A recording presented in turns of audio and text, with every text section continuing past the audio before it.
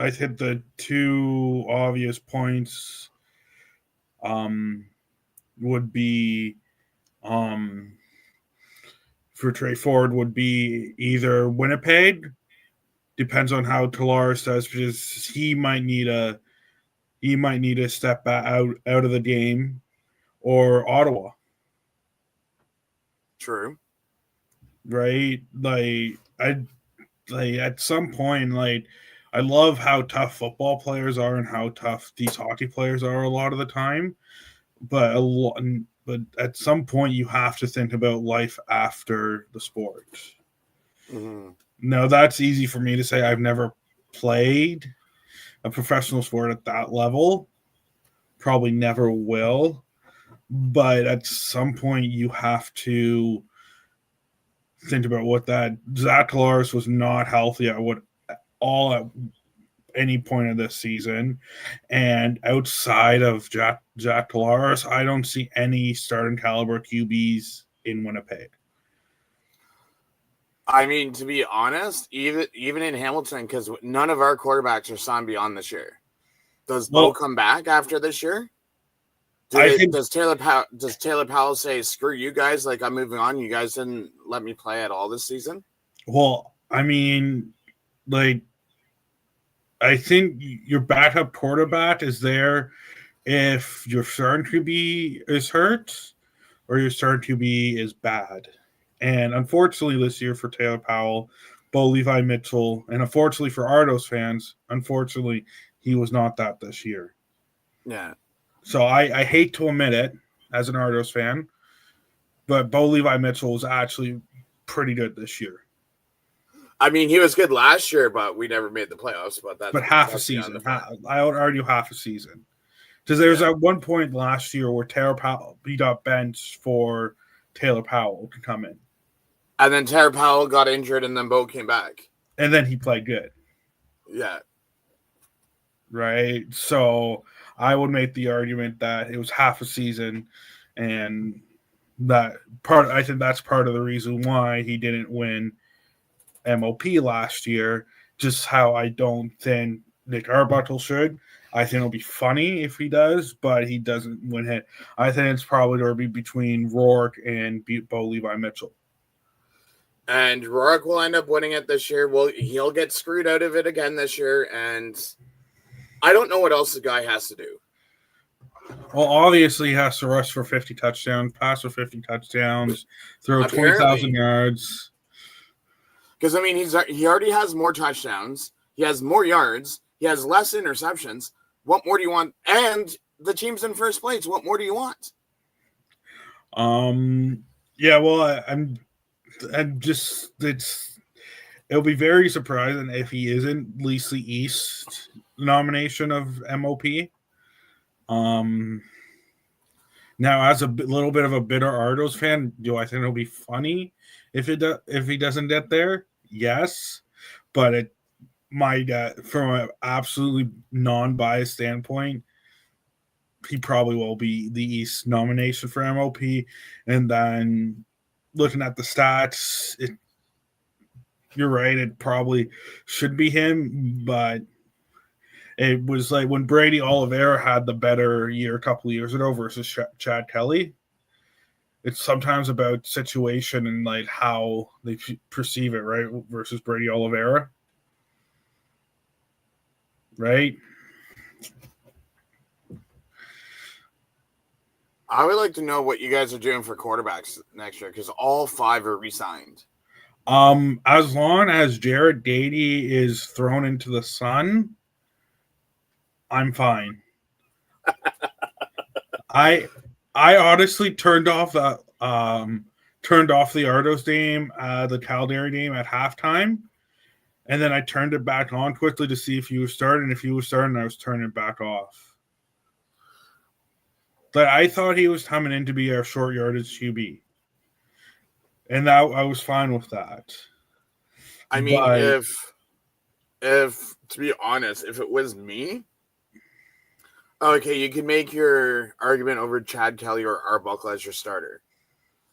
Max Dunnigan would be your third, And then Jared Dogie or Dougie, however you want to pronounce it, and Horn can fight for friggin' fourth.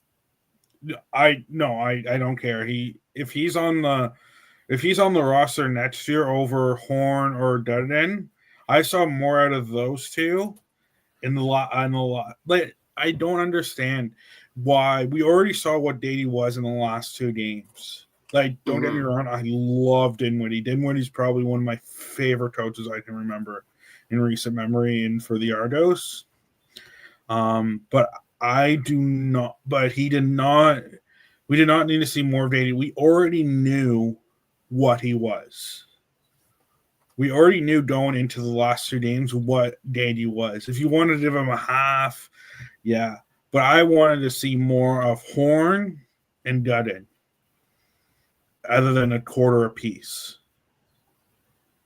I mean, even with what you got from Duggan at whatever he played, it's still a good minor sample size. Like, I think Max Duggan is better than Horn. That's why I'm saying Max Duggan deserves to be your third string and not your fourth next year. Yeah, I honestly, next year, how I see it, it's probably Kelly, Arbuckle, and then one of Horn or Dudden, and the other one is on the practice squad. Yeah, I just don't like, even though all five are signed right now, I think you go with 4 next year. Yeah, well, I think one should be on the practice squad. Do a little bit more word. I want to also see short yardage to be a proper one, right? Yeah, because that was one of the biggest issues the last couple of years for the Argos. Is a lot of short yardage QB or short yardage option. Like, I mean, not only that, but I would say you guys even need a running back. That's this one thing that I'm actually fine. I know Argos fans might question, what is this guy smoking? And unfortunately, nothing good. But we didn't get to see a full season of Mayan Williams. That's true. Right? So that's a fair point. Like, the only back I was really disappointed in this year was Deontay McMahon. That's still on the team. Right? Like, he's the only player that I felt we had very high expectations for and didn't live up to it. I loved what I saw out of Spencer Brown. Mayan Williams, I think, with a more mobile QB under center with Chad, if he comes back, if he retires, I don't know what's going on. But I think with Chad, the running game will get a lot better, because you watch the Edges and Artists podcast, right? Oh, I do. Right, and they said through the whole season, it's Chad Kelly has that mobile running threats, right? So if the defense know you ain't running, or very unlikely that you're going to run, they're not worrying about the QB, so they can worry more about the running back, and they can worry more about other things and like sacking the quarterback. But yeah, I'm honestly fine if it's Mayan Williams, Spencer Brown, and Deontay McMahon next year. See how that does. Now, if you can pull in a big fish for running back, fortunately, the one person I might need to go is Deontay McMahon. But Matt Mahan. Sorry, Matt Mahan. That's the one person I think that will go, but I need to see more. I need to see more from Mayan Williams, like more playing time for Mayan Williams before I decide he's not good enough. Oops. Come on. But they're all signed under contract to next year, right? Yeah, so all quarterbacks will be back. But again, I need to see Dady off. I do not want to see him soon up at all. I'm sure he's a very nice guy. I've never met him. I'm sure he's a very nice guy. I'm sure at some point, but I do not want to see him back on my team. And I agree with Rich 21-17. I think bringing back Arbuckle is the absolute smart play. because as a lot of the problem this year in the CFL is the lack of good backups. So keep in mind, all of the players that are on this list are what signed for next year. I've removed the free agents and I put them on the free agents tracker for next year. So if people see someone that's not on the Toronto list, that's why. So, and if you go into the receiving group, you have Metal, Coxie, Hirschlow, and Polk. That's it going into next year. I mean, that could be your four starters, and then you have your because our free one or agent, two. our three free agents, for wide receivers next year are Dejon, David, and Tavares. Engineering Grant. Well, I mean, he's a receiver returner, but besides, I classify him but out of like those four players, I wouldn't mind seeing either one. I want Brissett bat. I would love under a bat. But Janarian Grant is a must. He has to stay. Janarian, like, to me, that's one of the must signs this offseason. And out of those four, I think the one that I'm most comfortable letting go is, I hate to say it, I love watching Tavares Daniels. Tavares Daniels, yeah. But I hate saying it, but like you have to look at our American receiving core and go, okay, like Herzog has had a breakout season. Polt is bad. All young. Coxey when he's healthy. Which he will be next season. Like, even without Daniels, and we bring back one of Brissett or Under and Janarian Grant, that is probably one of the best wide receiving cores in the entire league from top down.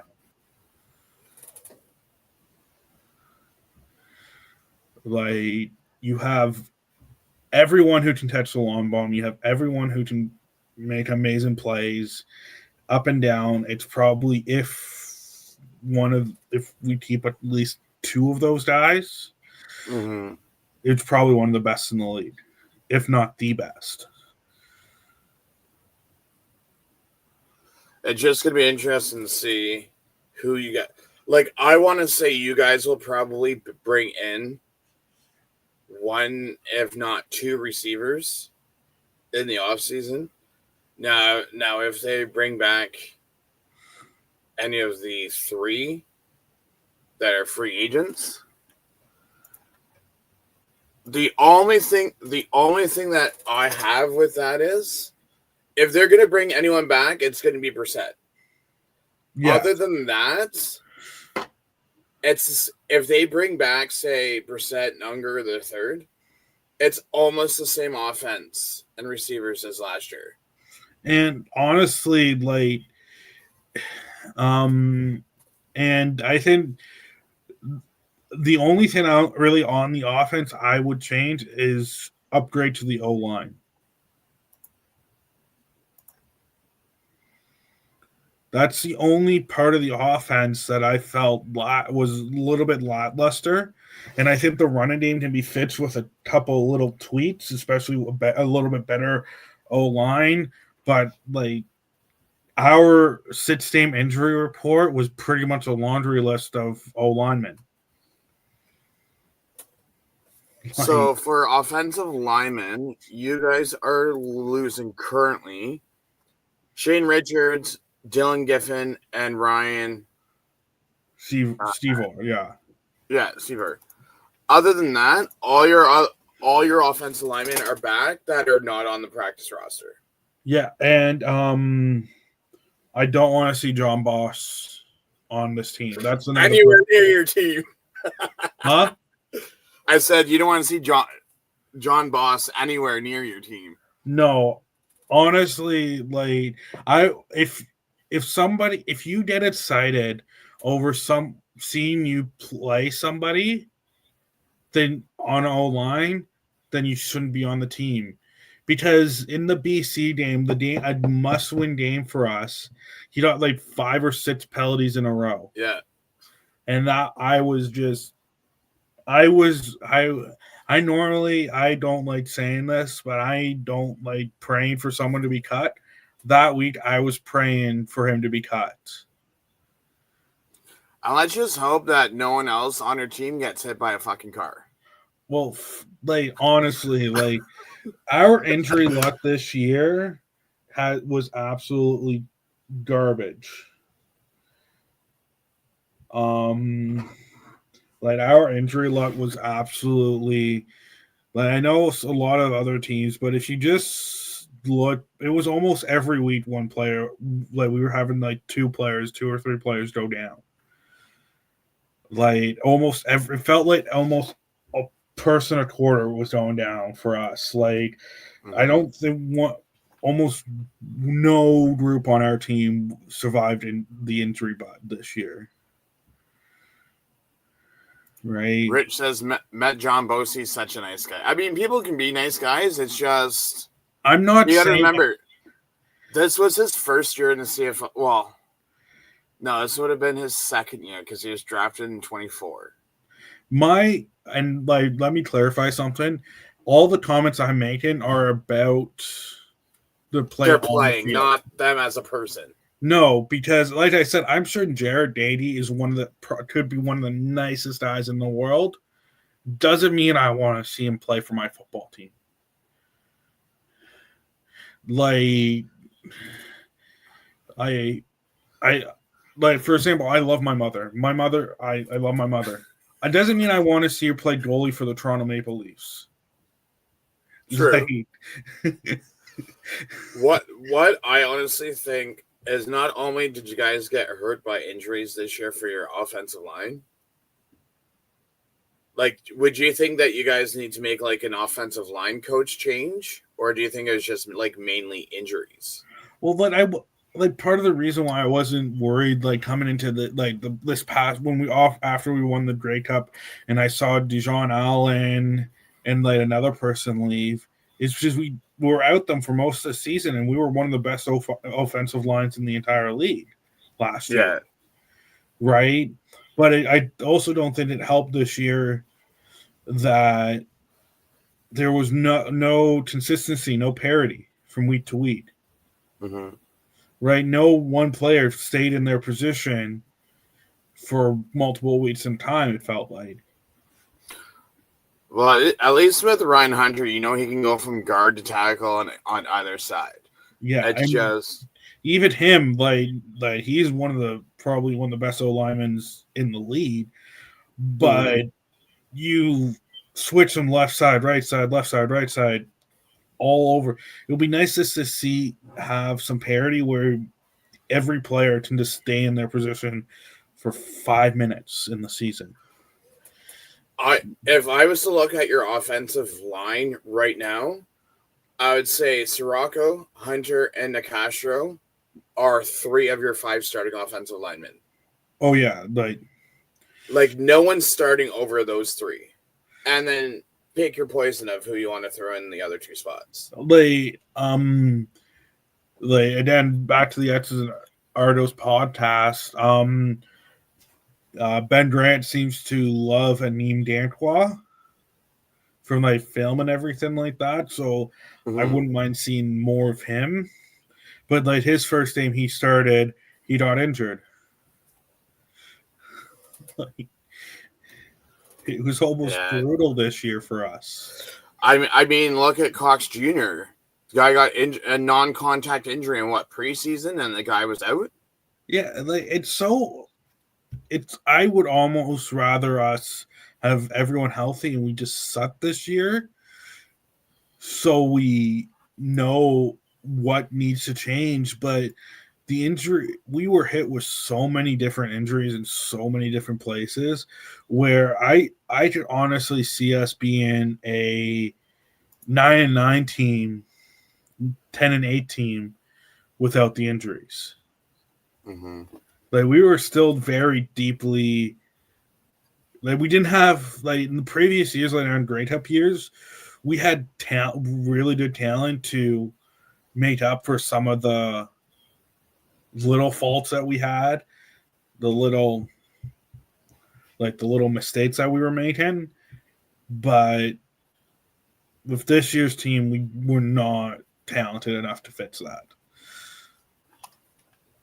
Rich says, no, the offensive coach is great. The injuries killed the offensive line. Yeah. I go into the season looking at it, and I'm like, in this next season, I don't think we need to make any changes at coaches. And any Argos fan who's calling for Dinwiddie's head is an absolute moron. Dinwiddie brought us 4 straight winning seasons. He's had one bad season with half the injuries on, and you're calling for his head? Like, what more can a guy do? Like, I think any team in the CFL, looking at our past 4 years, other than maybe Winnipeg and Montreal, will kill for that stretch of seasons that we've had. So, is Ryan Dinwiddie just the head coach and OC, or does he have another title on top of that? I think just head coach and OC. Because, I mean, there are some rumblings that I have seen. I'm not saying that it's true, that there are Toronto fans that would go out and offer him the assistant GM hat and a pay raise to go to Ottawa instead of being the head coach and OC in Toronto. But, I mean, money talks, but at least Bob Dice gets to sit at home and collect money and not work next year. Honestly, if he was to be offered that, I think he's one of the highest paid head coaches at the current moment for Toronto, because we signed him like last year to a massive extension. Mm-hmm. And 2, I think he would hopefully he would stay in Toronto before he would go to Ottawa.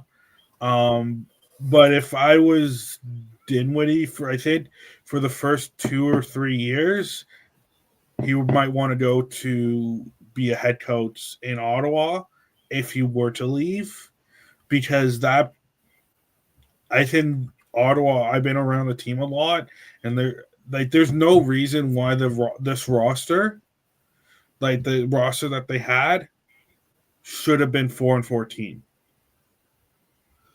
I mean, first off, Bob Dice is not a head coach. Like, Bob Dice is one of the nicest people I've met. No. So what I'm saying is, I find him more of a special teams coach than a head coach. Like I said, Bob Dice is one of the nicest people. I was at a 67s game, and he was in beer for fans who wanted to talk to him and stuff like that, and talking to fans and everything like that, hanging with fans. But do I feel bad that he got fired? Yes, but do I think it needed to be done? Yes. I don't know if he's going to be a head coach somewhere else in the league. He's going to need to do a lot more work to show it. I think they need to hire someone outside and a little bit of a weird head coach signing. You know what I mean?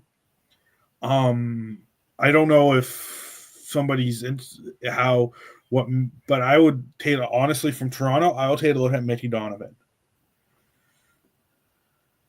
For as what? If didn't Red Black's head coach. Oh, you know what though? I'm gonna sound crazy just saying this. You know who I'd take a look at as a head coach? Who? Anthony Cavill. Yeah, but would he be willing to leave Montreal and go to like Ottawa?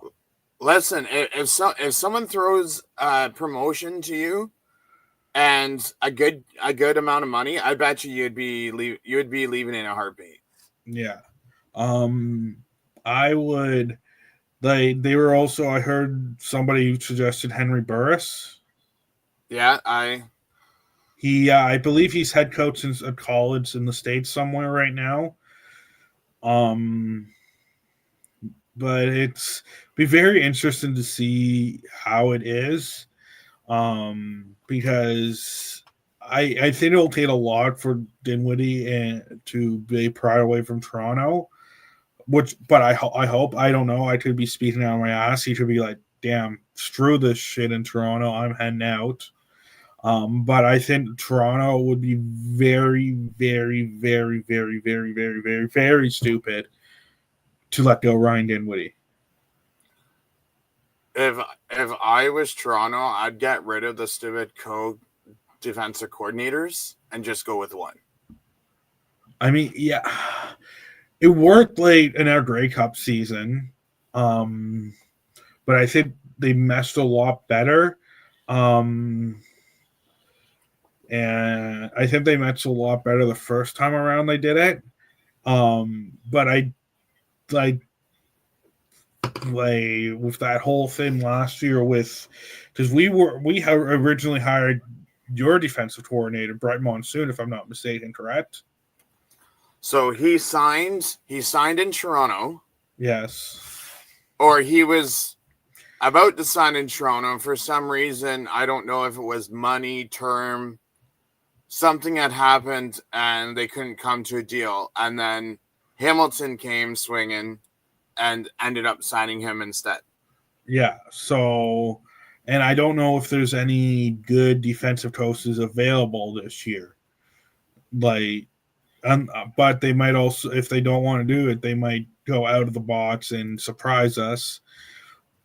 But I think there's a lot more things we can try before we get rid of Kevin Iben, and I don't even. Who was our? It was.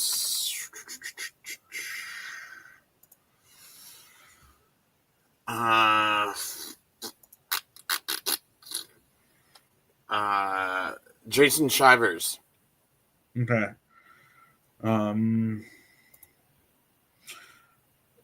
I would, if they really want to go with one, I would go with. I'd see what's out there first. At least Dinwiddie team went on the road in the playoffs. Yeah, true. I would at least bring Mickey Donovan back. Oh yeah, I would. To me, a lot of the coaching that I wanna next year's there be a real thing, because special teams wasn't good this year, but special teams, in my opinion, have been one of our strong suits the last couple of years. He's also created two. He brought Janarian Grant came back from seemingly the dead last year and had a great year. He made Javon Lee to star this year when he was last here. Year.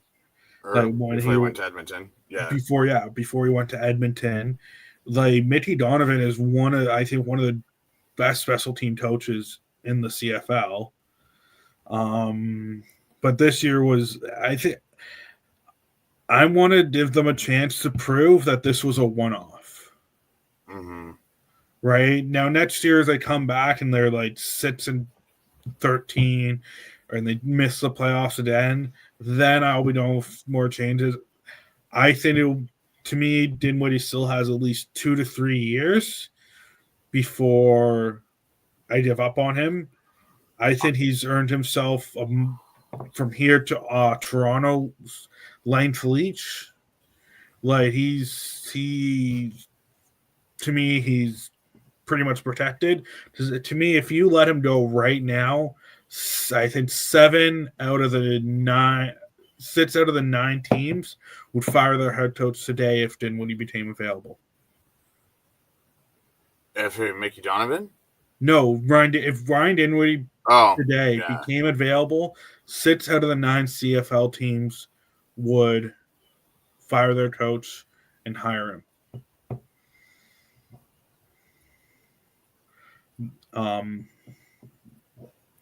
So I think the only teams who wouldn't would be Toronto, obviously, Winnipeg and Montreal.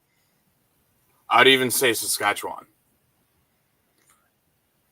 Okay, yeah, because that's fair. Mason's been doing a really good job there.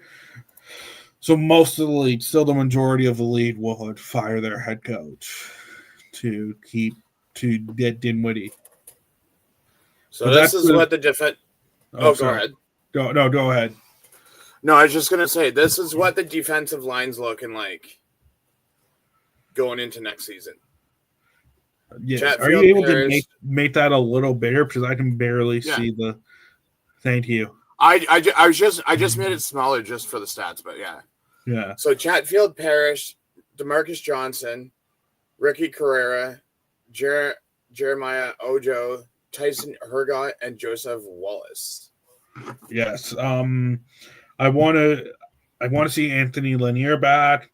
Brian Cox back because I think Lanier was really good last year for us.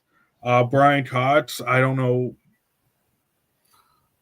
I want to see. I think it was Cox was supposed to make like 120,000 last year.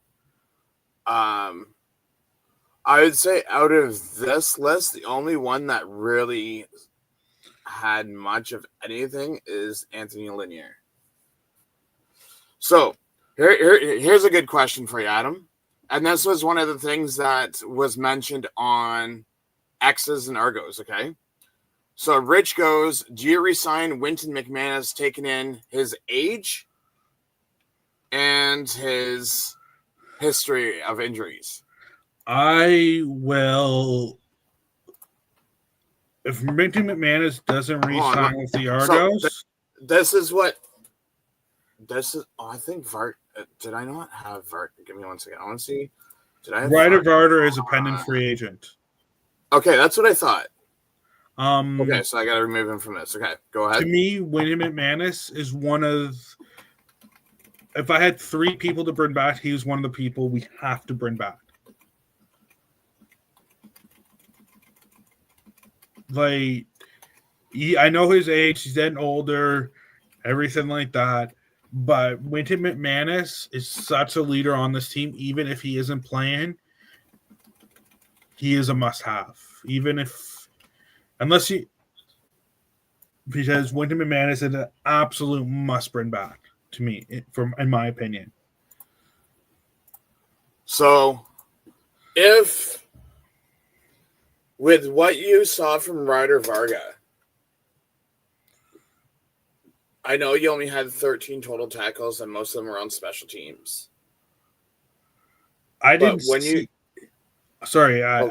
much, but like out of the linebacking core, I would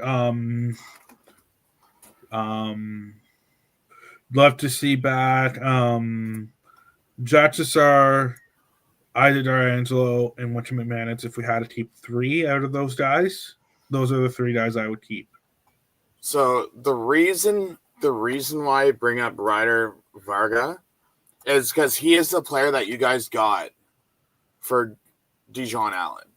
And I don't think Dijon Allen even played this year, if I'm not mistaken. Or very little. Give me 1 second. And I will check. If he did, it may have been like a few games. Yeah.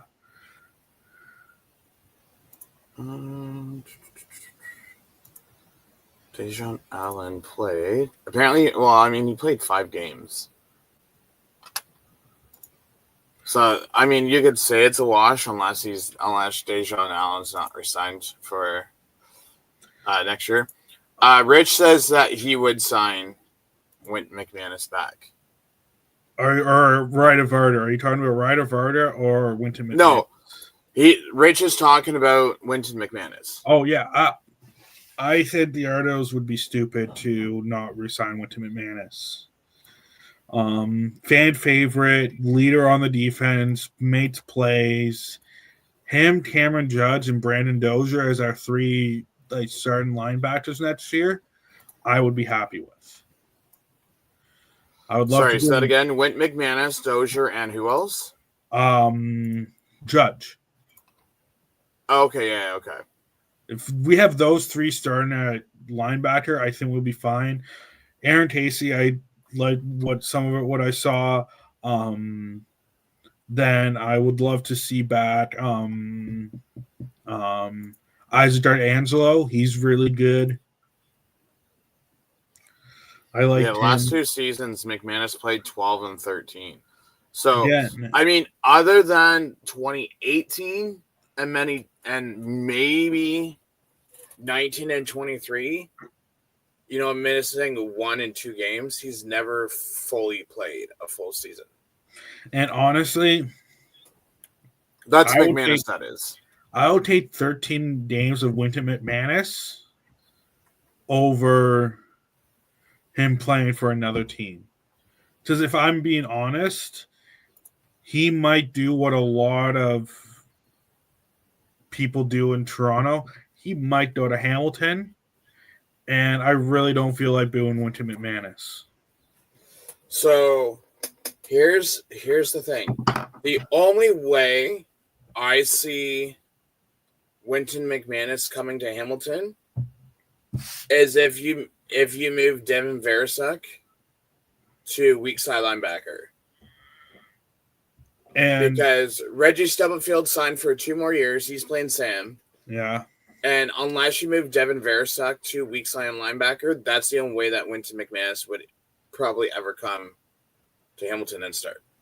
And to me, that's fine. Like if you have a caliber of Winton McManus coming into your team, you just do what you can to have him start. But I'm saying I'm just guessing on that fact. I'm not saying it, but I'm just thinking about age. His family's probably rooted here now. He probably doesn't have to move if he goes to Hamilton compared to like Ottawa, Montreal, or somewhere out west. Like, now you're basically saying if he does not come back. If he does not come back. I'm not saying Winton McManus to Hamilton. That would be, I would cry probably for 3 straight days if he goes to Hamilton. We both know someone that has his jersey that would burn it in a second. Yeah. I would hate that, hate it. I mean, most Argo Nation would hate that. So I think you do what you can to re-sign him, because I think I don't know him. I don't know him personally. Mm-hmm. I'm just saying what would make sense due to his age. Unless he's well, I think the only 2 places he might go is Hamilton or Saskatchewan.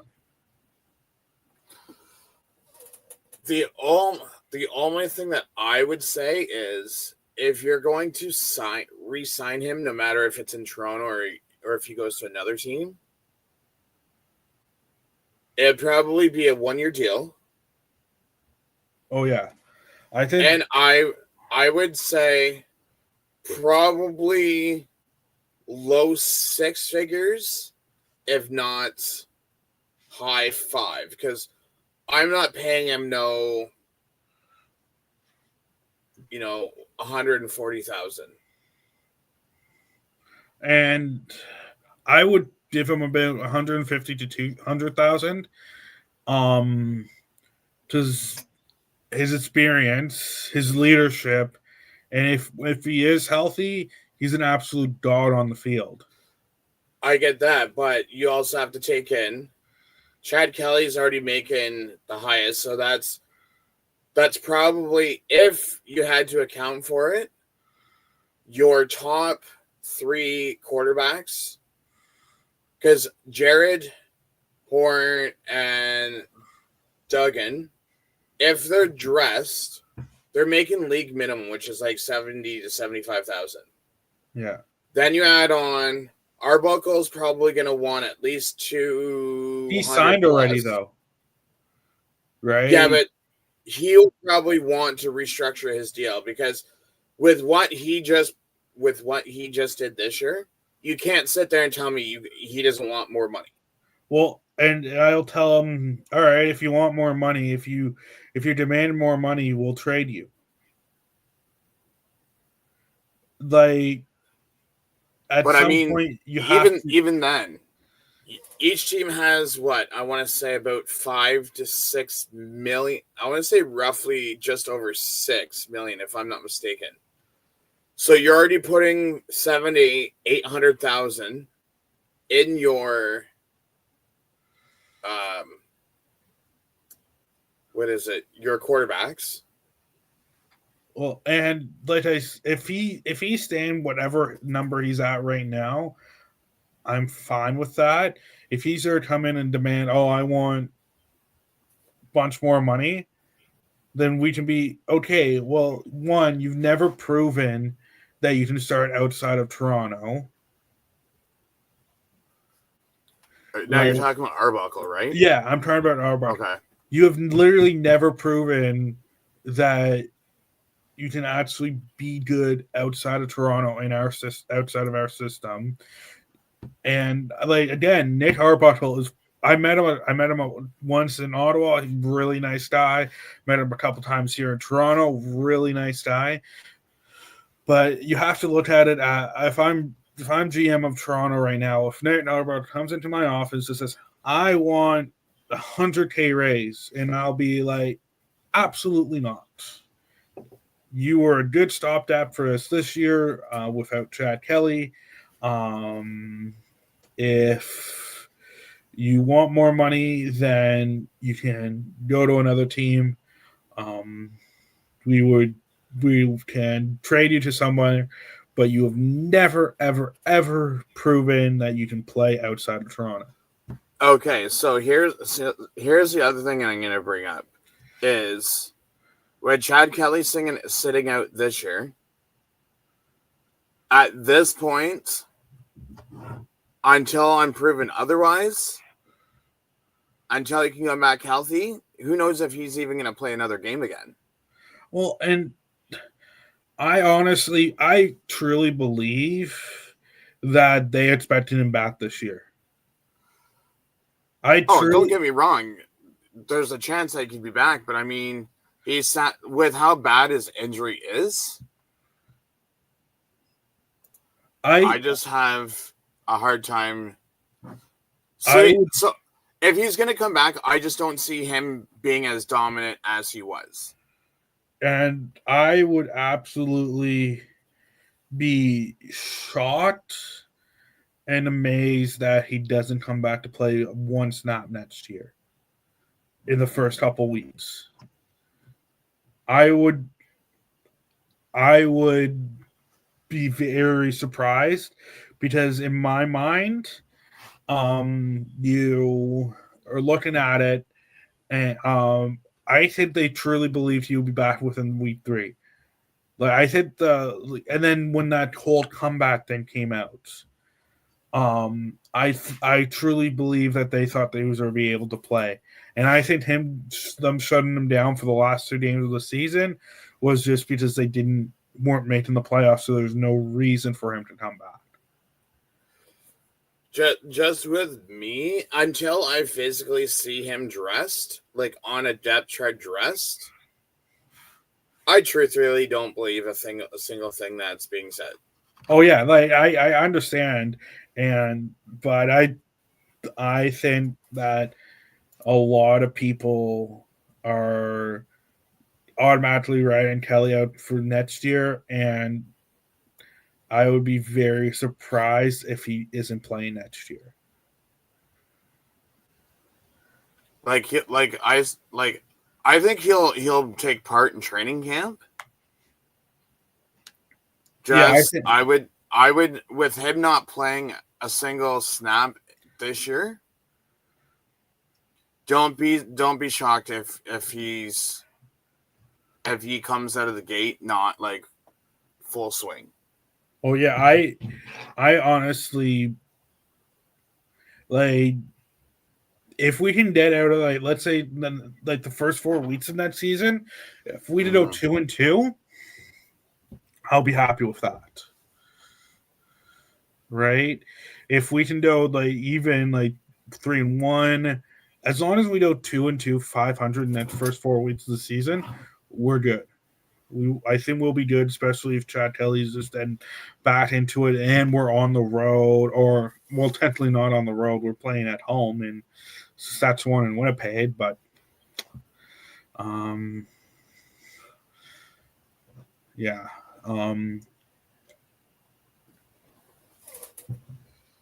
So for DBs, we have Derrick's, Slywicka, McFadden, Milton, Bratton, Blackburn, Hood, Drew, and Eduardo.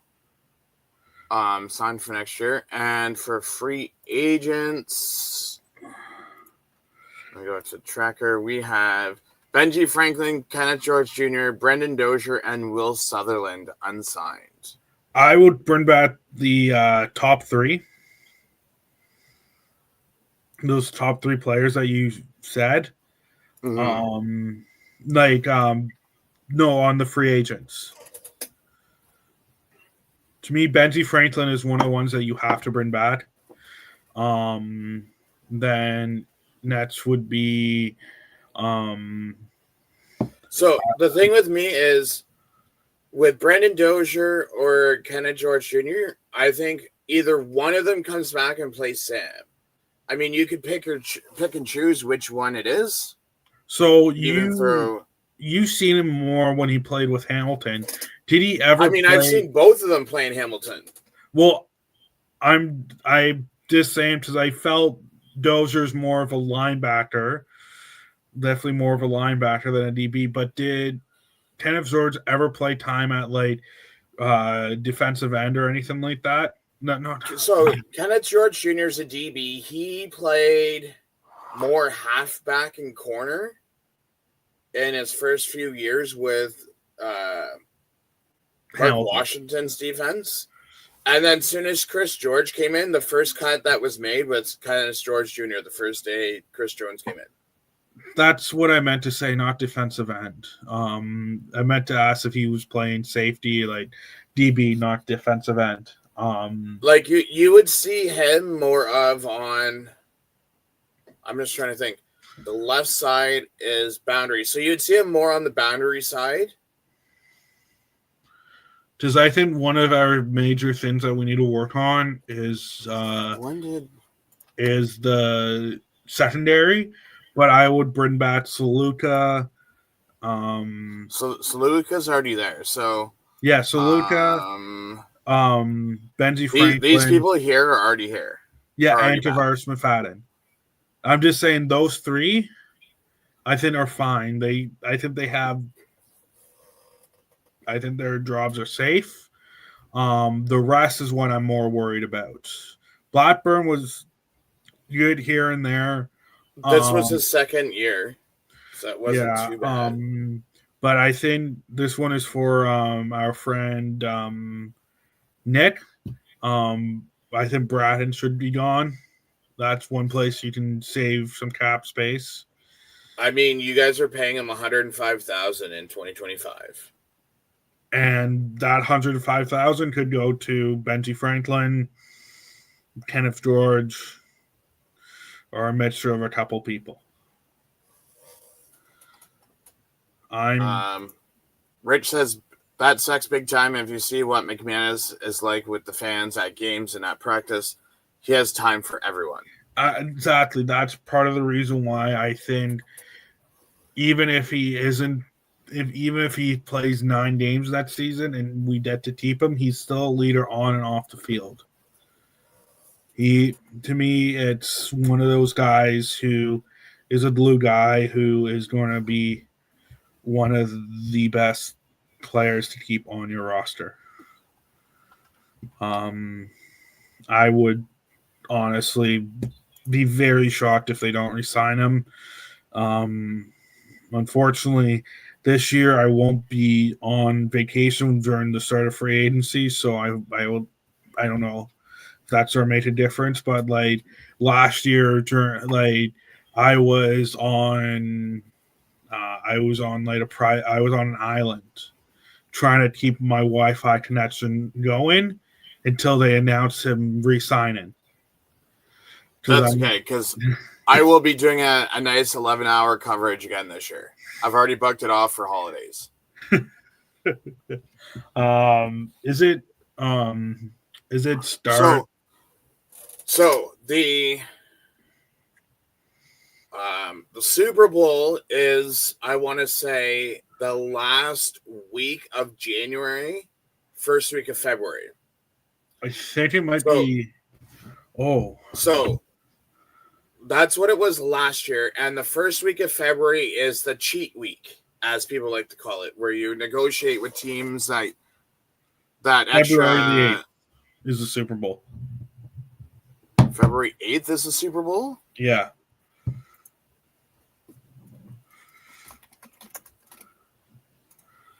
$2026 Super Bowl, correct?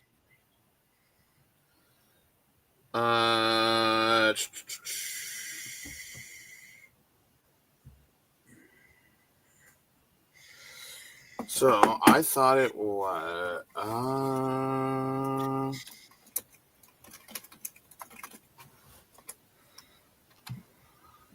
because it's usually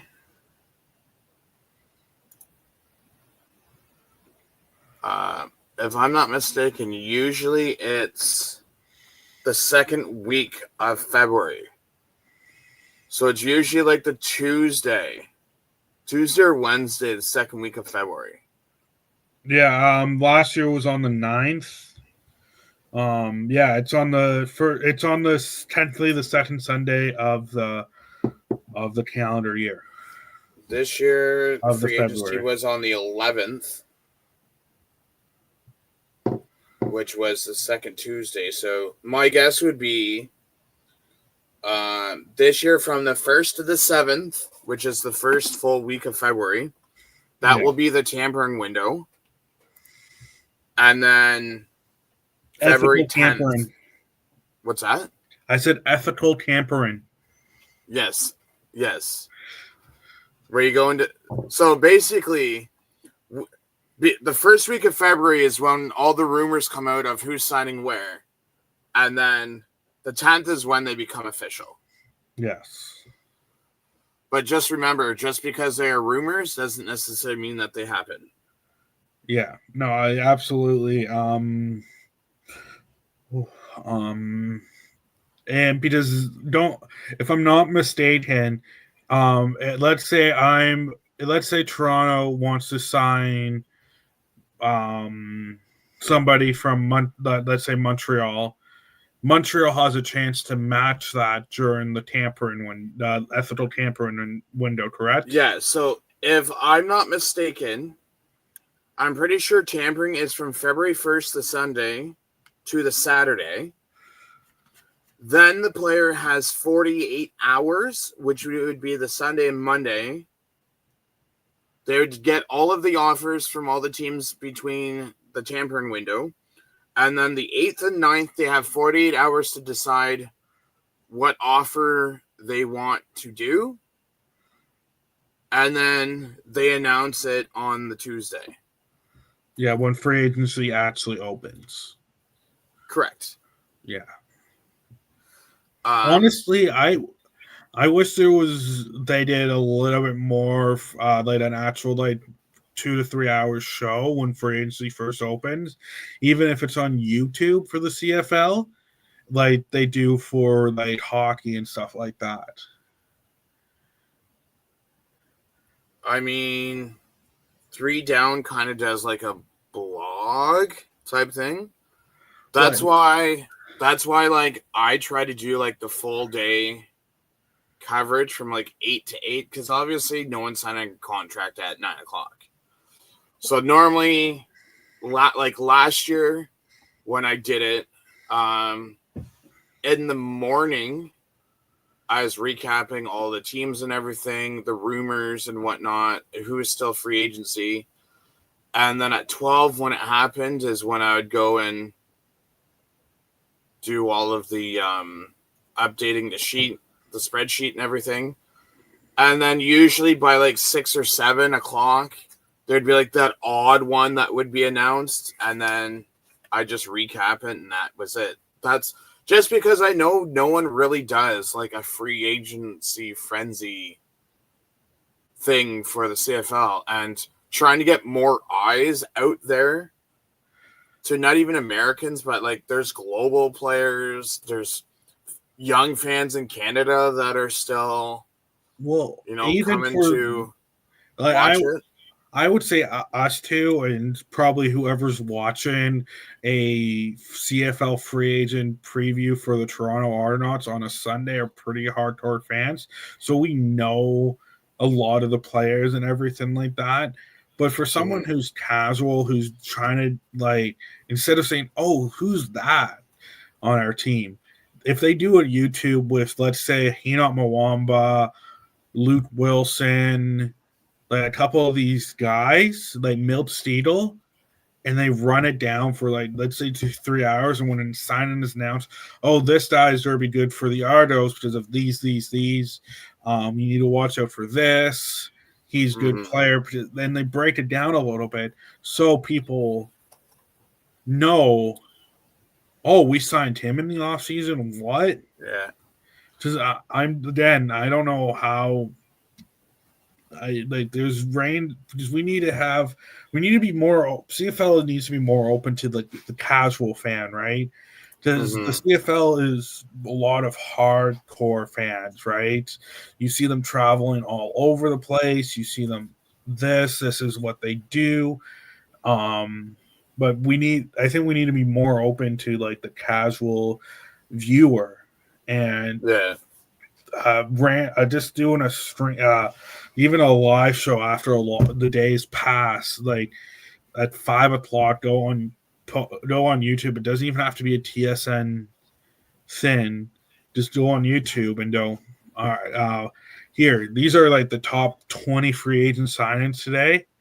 This is why they're going to be very good for your this team. This is why the previous team is going to miss them, and and then tell us why. Like, tell us more about it, right? So you guys have Larham and John Haggerty re-signed next year, which Beautiful. Is good. Larham missed 7 field goals and 1 extra point throughout the whole season. I'm fine with 7, but if it was 8, it's out of the question. No way.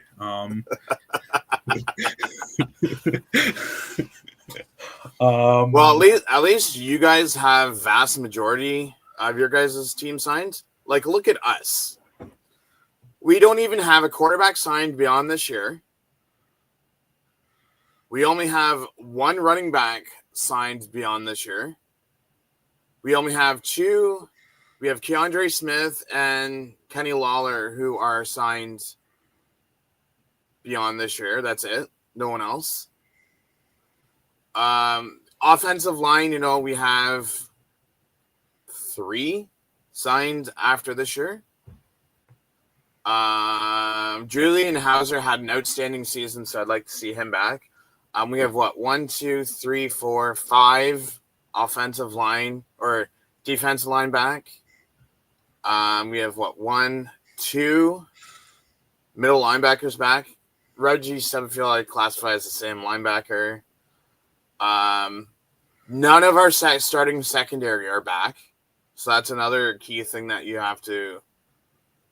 So I have a question: how big of a villain would be Tatsantonis if he signed with Toronto?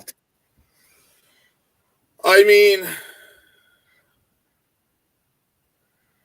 that's the thing. Like, if I was to picture, so Stavros is like our version of Wynton McManus. Yeah.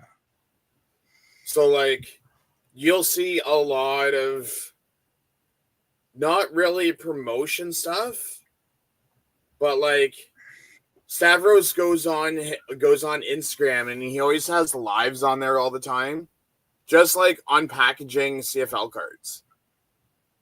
Like, you'll see him going to high schools and stuff like that. So Stavros is like our version of Wynton McManus.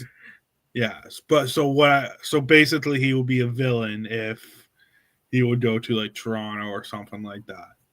But the thing is, like, I'll try to put it this way: just because someone goes to another team, who's to say that they have an outstanding season? Yeah, but Jamal Peters, okay, Jamal Peters didn't have that good of a season last year, but with Brandon Isaac as our former Argo as our DB's coach, we have one of the best secondaries in all of CFL. I don't care what anyone says. Numbers wise, we have one of the best secondaries in all of CFL this year. So I would honestly bring back Deshaun. I mean, he was making $125,000, so I mean, for the right money, I'd bring him back. Peters and Cachatonis are both my number one signings this year. Oh, Peters is free agent. So Destin Talbert, Cachatonis, Peters, Moxie, and Amos are all free agents this year.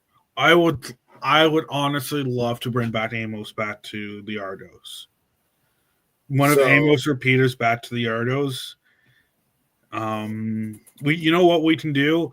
Every other year we can trade back and forth. You go to Hamilton one year, then go to Toronto, Hamilton, Toronto. So it's funny that you mentioned that because Ottawa likes to sign our free agents.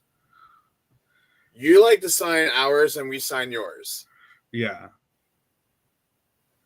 But again, like looking at from like a Hamilton and Toronto's perspective, there other than like Cal, there's no other teams in the CFL that you can stay in like the same house other than Toronto and Hamilton. I mean, you could for Edmonton and Calgary because they're really only 2 hours away. So unless you live in like the middle of the two cities.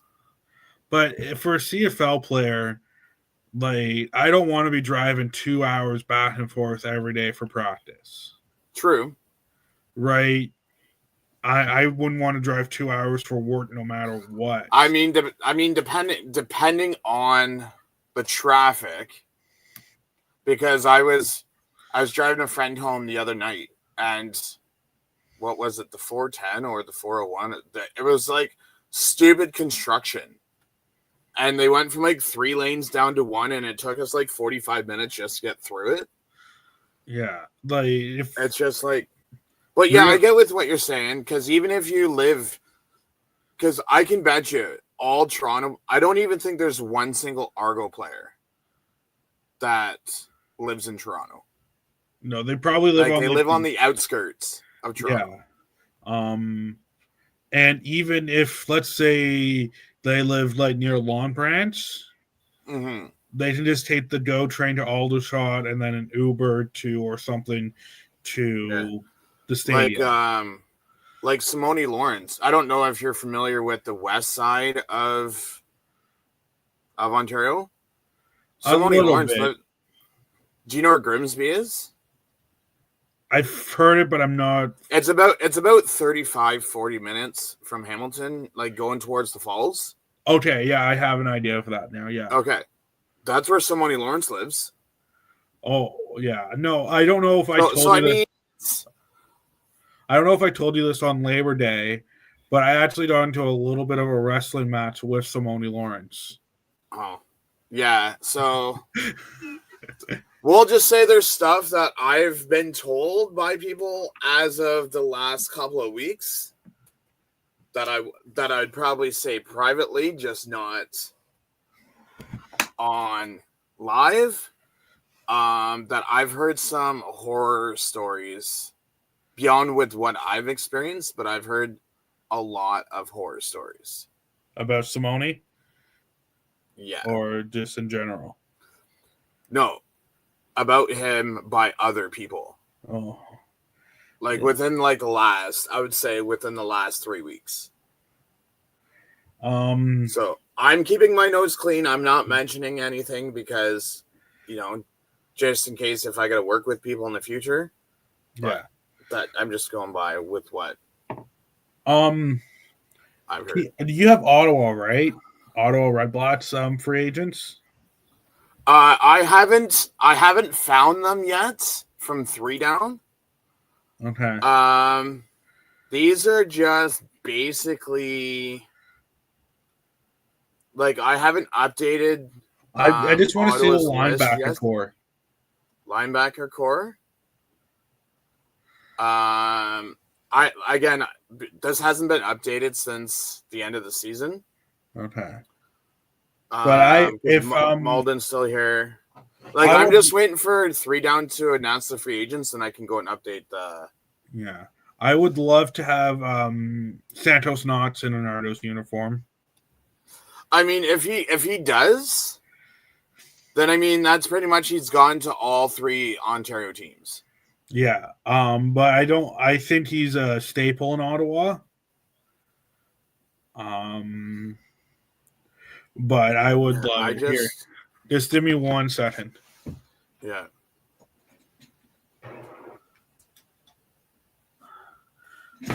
Last year they bought. I bought Santos Knox practice jersey from the Red Blacks. Nice. So honestly, if he comes to Toronto, I'm getting a jersey right away. Did you hear what Marcos Dubois said the other day? I mean, at what point? Like he's not wrong. At what point do they?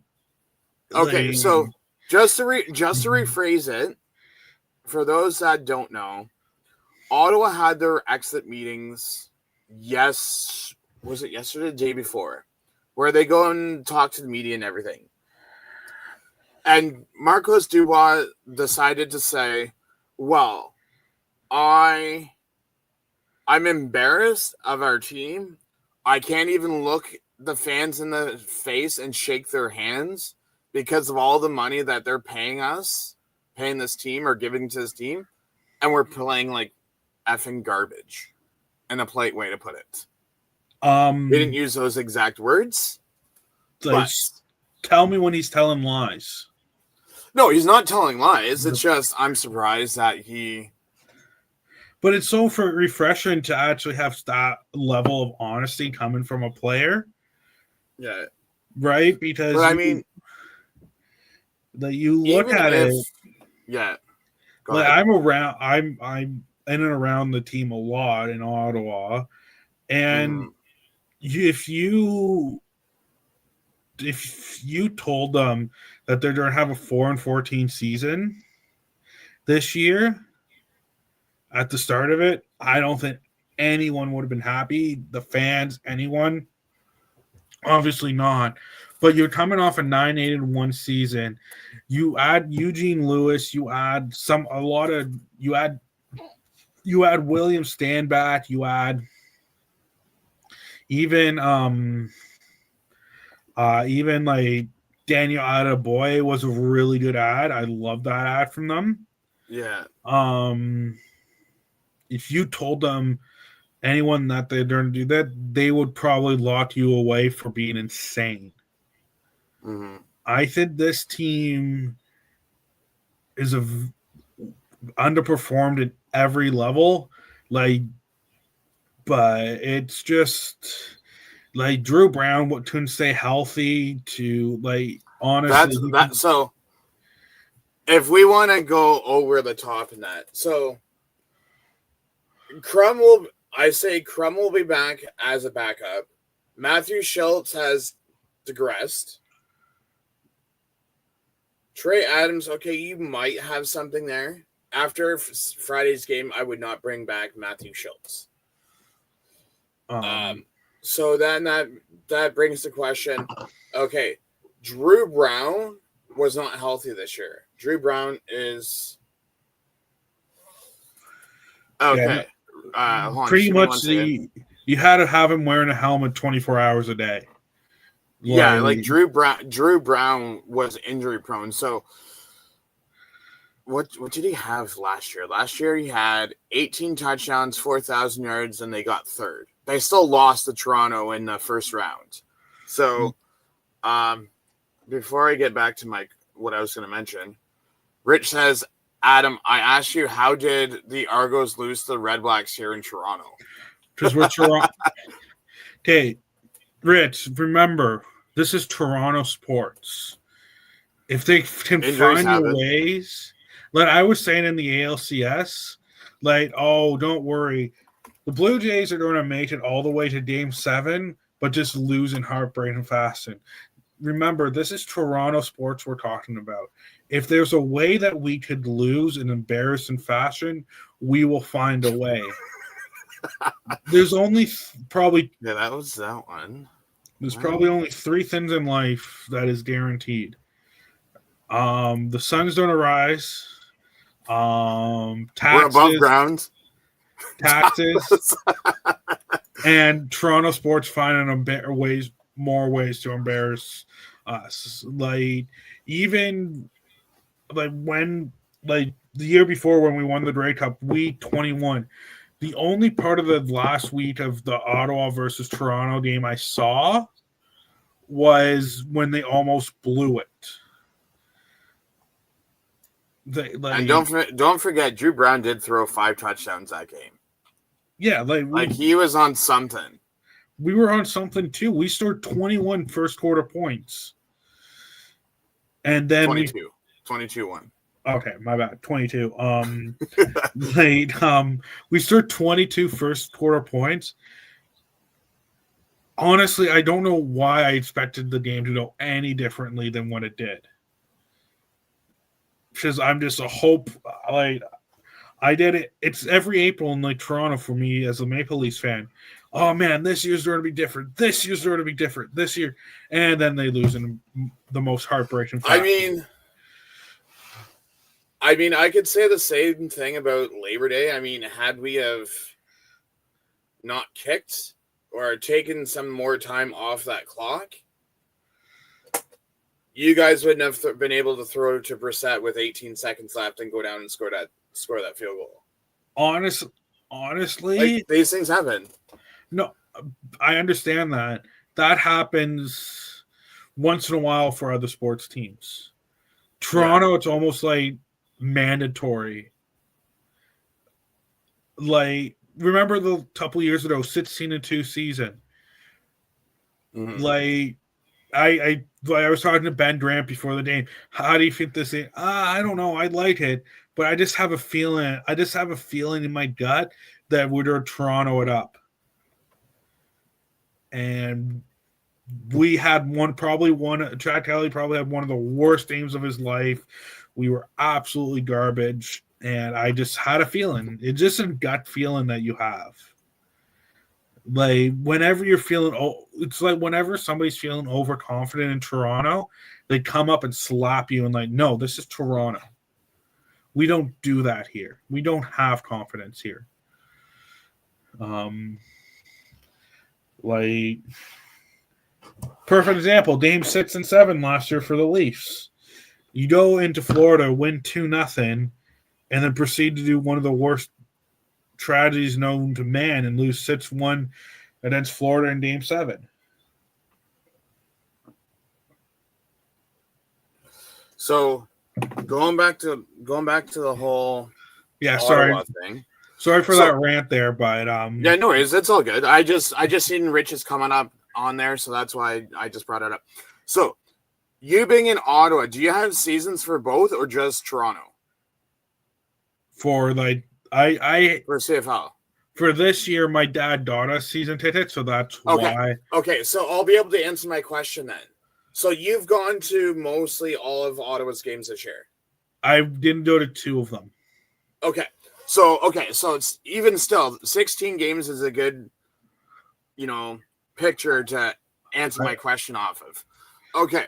So if you were head coach next year with Tommy Condell as your offensive coordinator, would you bring him back or did you? So, or no? I find if it's as a fan perspective, if other teams want you to keep the offensive coordinator, it might not be a best thing to keep that offensive coordinator. But it's Like, I don't know. It's from I'll the just put it this way.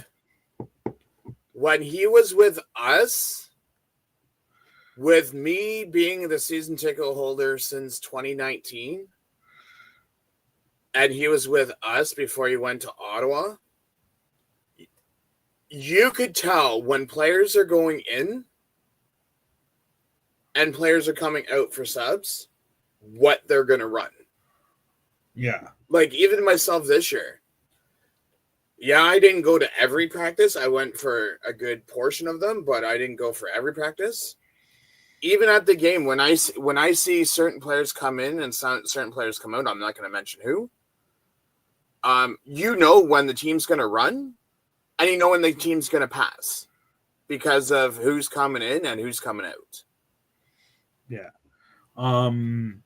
But I felt like their offense was stagnant. Their defense should, I think a lot of it can be boiled down to, like, for defense and offense, is sometimes the offense doesn't look good if, like the defense doesn't look good if you stop them, you punt it away, and then they do a bunch of 3-and-outs because you're on the field for a lot longer. Like, so next year's going to look interesting for Ottawa if you can get the good quarterback, because you'll have Hardy, Mardner, Dedman, Eugene Lewis, Pimbleton. They'll bring back because they'd be dumb if they didn't. And then if they bring Addison back or not, that's a whole different story. But you just think those 5 receivers with the good quarterback, you could potentially have at least 2 1,000-yard receivers and 2 more receivers within 800 to 900 yards. Or even if Drew Brown stays healthy. I want to see a healthy Drew Brown before I automatically assume he's not a starter in this league. Because how do I know what someone is if they're just that? I think, like, to me, I was completely wrong with this season. I didn't know how Davis Alexander was going to do. Maybe if they do bring in Anthony Calvillo, he could be a quarterback whisperer and bring out the best in Drew Brown. Like, that's I think Dinwiddie did a lot of credit for how well Arbuckle played, and bringing it out like NBT. He almost looks sometimes unplayable on other teams. NBT's just regressed so much. Like, I wouldn't even consider him a backup anymore. Can I be honest with you? He wasn't really that good either in Toronto. If you look at his play before Dinwiddie got there, and then when Dinwiddie was there, and now after when he wasn't, his best seasons when he's with Ryan Dinwiddie.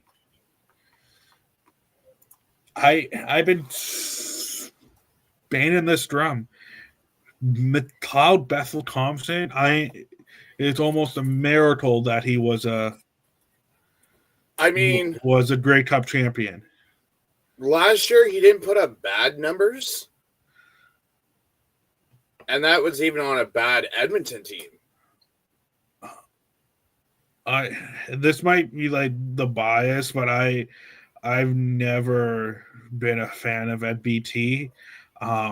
He won us the Grey Cup. He brought us to the Grey Cup and won us one. But it was I think he cost us the East final in 2021. What ends you guys? How many times were we in the red zone that game and walked away with a field goal?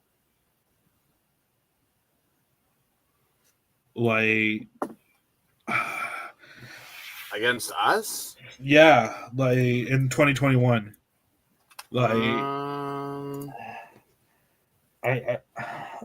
sure he's a nice guy. Don't get me wrong. Anytime I'm putting down a player, don't think I'm being. You're just saying like his playing aspect. Yeah.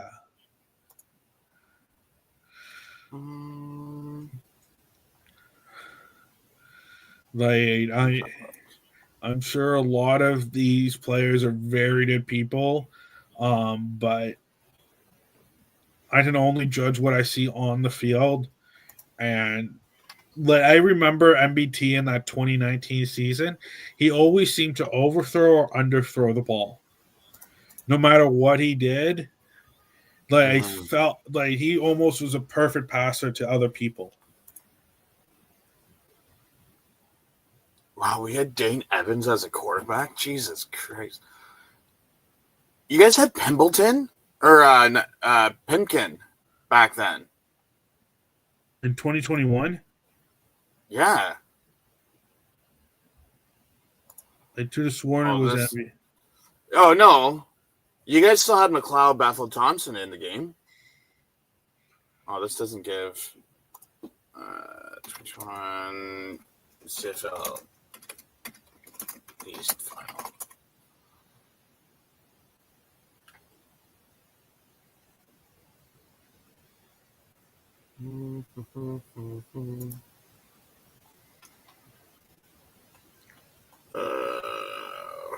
No, I want East final game. I don't want East final game sheet. Is this going to bring it up, Brown? Just in case if it doesn't.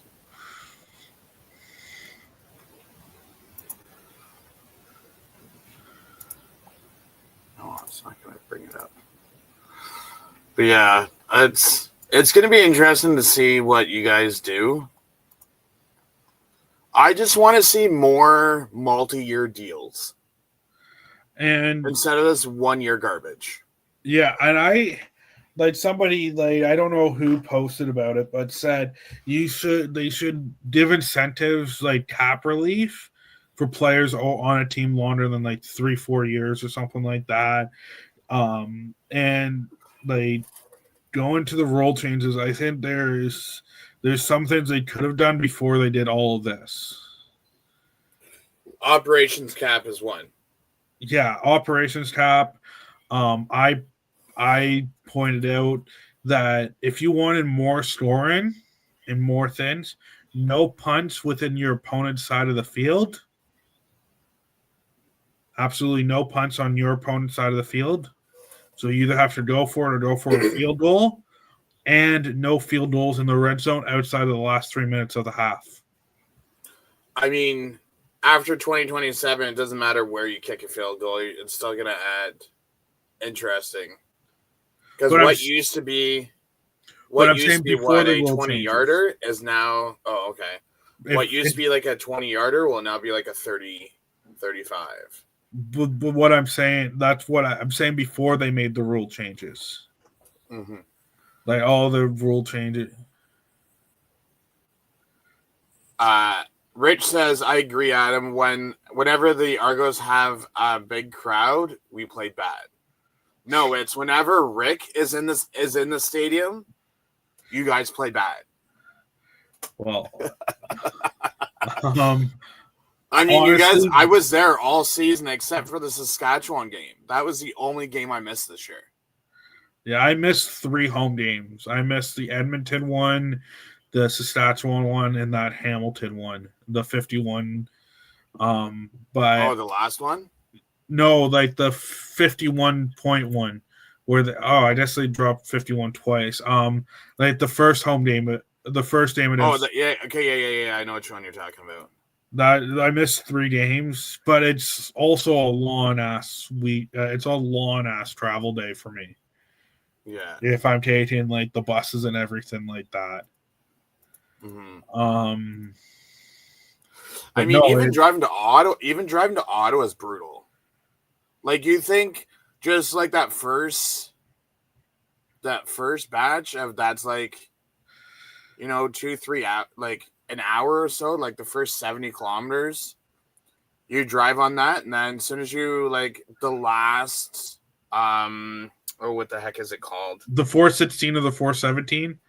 Like the no. I'm saying like those restaurant stops or whatever the frick you want to call them. En routes.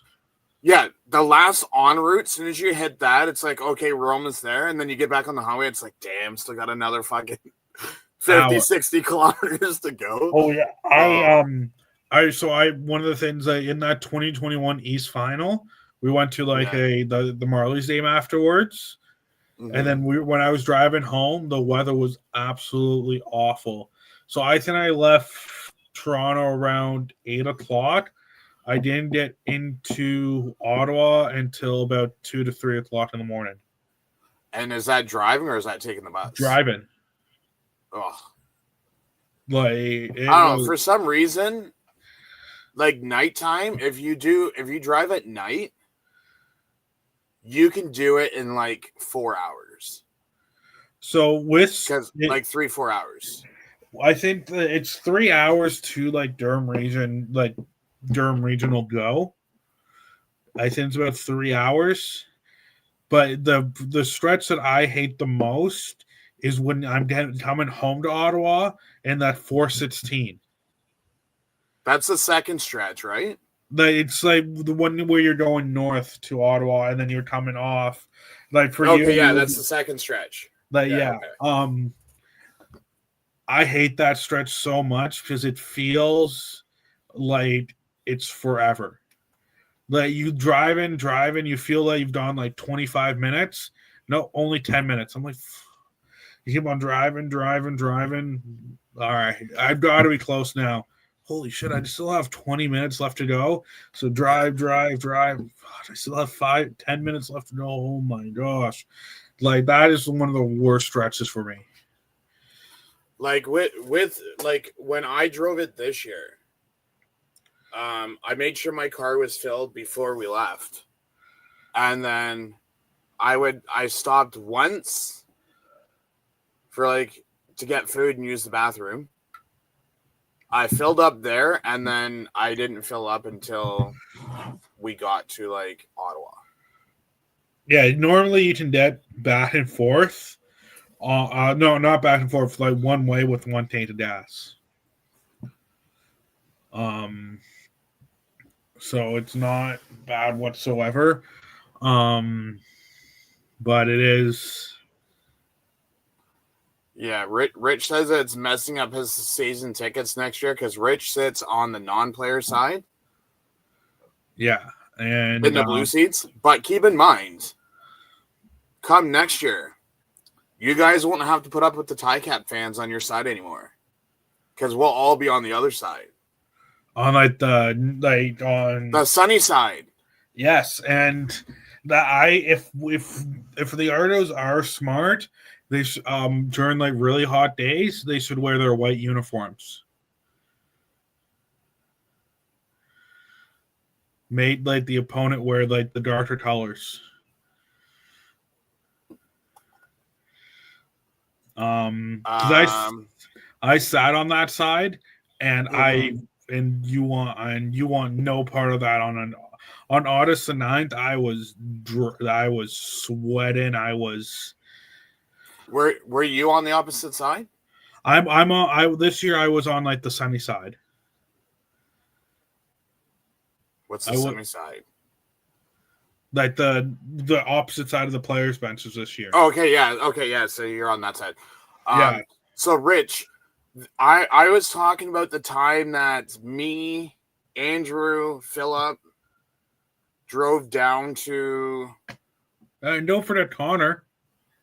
Connor was already down there because he went down there for the what was it? He went down there for the Toronto Montreal game the day before. Okay. And he was going to come back. I'm like, there's no point of you coming back just to turn around and go back again. You might as well just stay in a dorm. Oh, I didn't realize. Stay down there for the night, and then when I went down there, I picked him up, and he came and stayed at the Airbnb for the one night, and then we drove back the next day. Okay. Because that was for the Hamilton Ottawa game. Yes. that we were at because me, Andrew, and Phil were sitting first row behind the player bench, and Connor didn't like that, so he went and sat with a friend of ours on the other side. Yeah, I sat with him for because, I sat with him like the second half. Yeah, because where we sat was too close, and I like the front rows. I'm a front row person. But in Ottawa, it's such like I like front row too, but with Ottawa, you're like you can't even see over the players. Yeah. Like I don't mind it because if I need to see anything, there's the big screens. Yeah. I like with football, you kind of have to be sitting near a little higher up, if you want to see like the depth of the plays.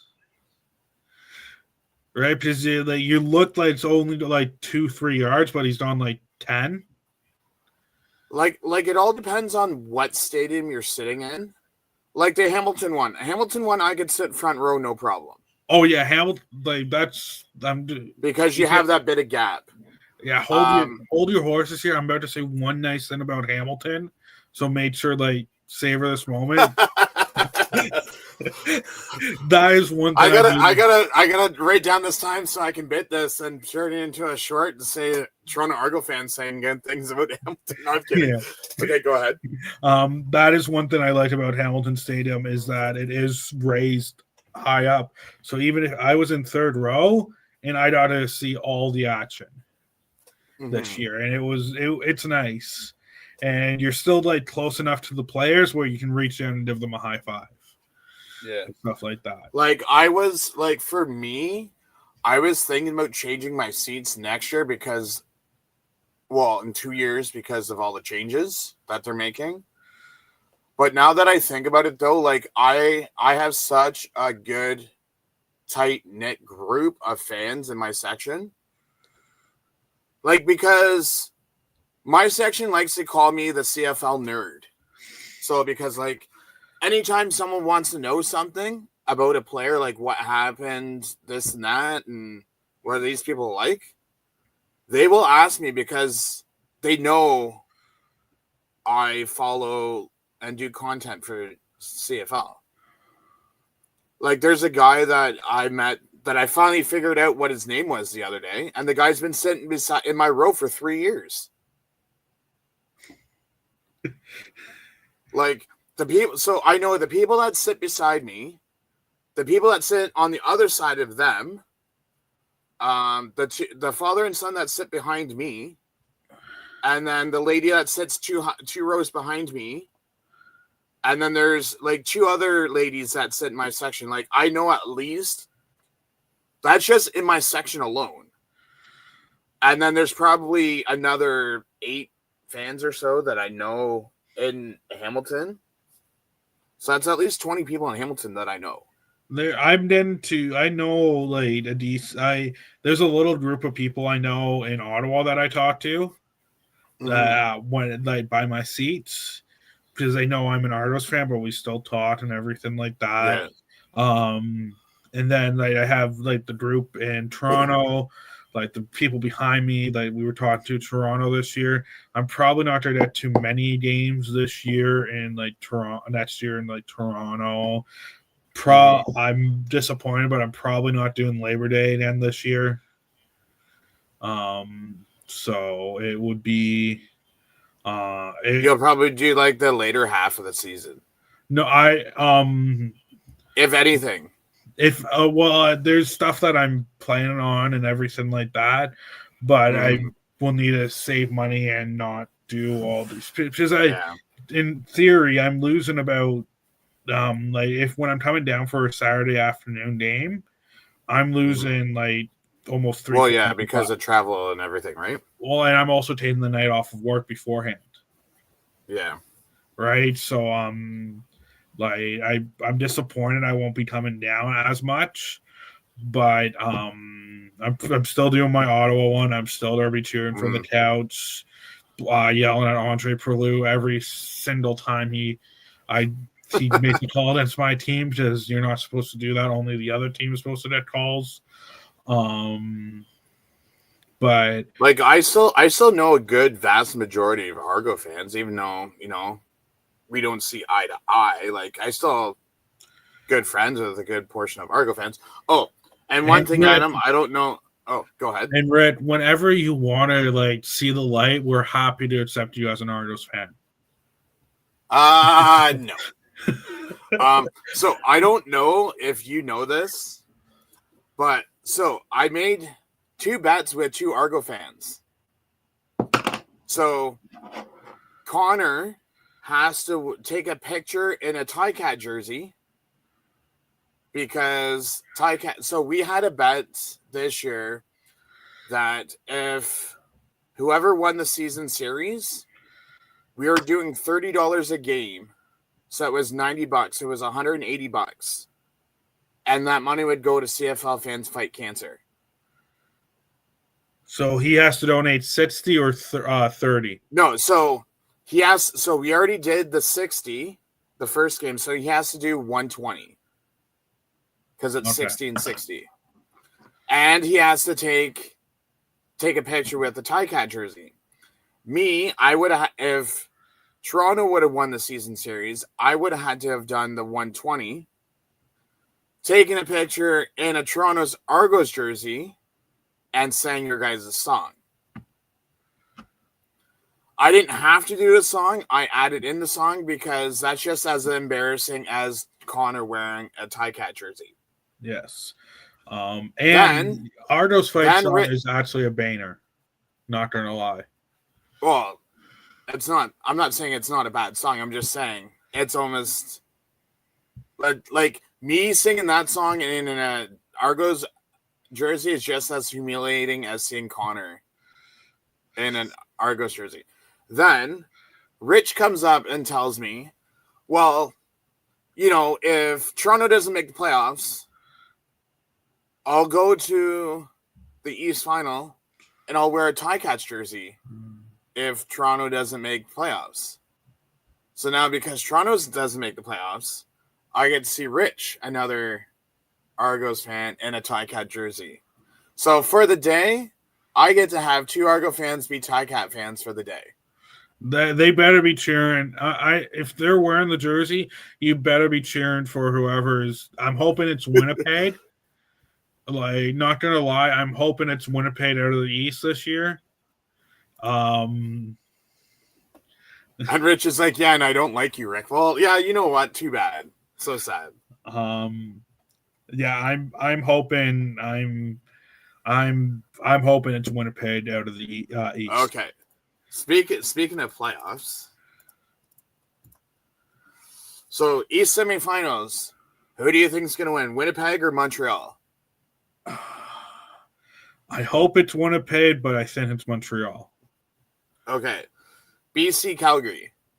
I'm hoping for either or. I'm happy with either or team, but I think BC because I think Calgary relies a lot on Vernon Adams, and if they can get to him early and often, then BC wins. Okay, so then I already know that if Montreal plays Hamilton, you're taking Montreal. I'm hoping I'm hoping an asteroid hits the stadium.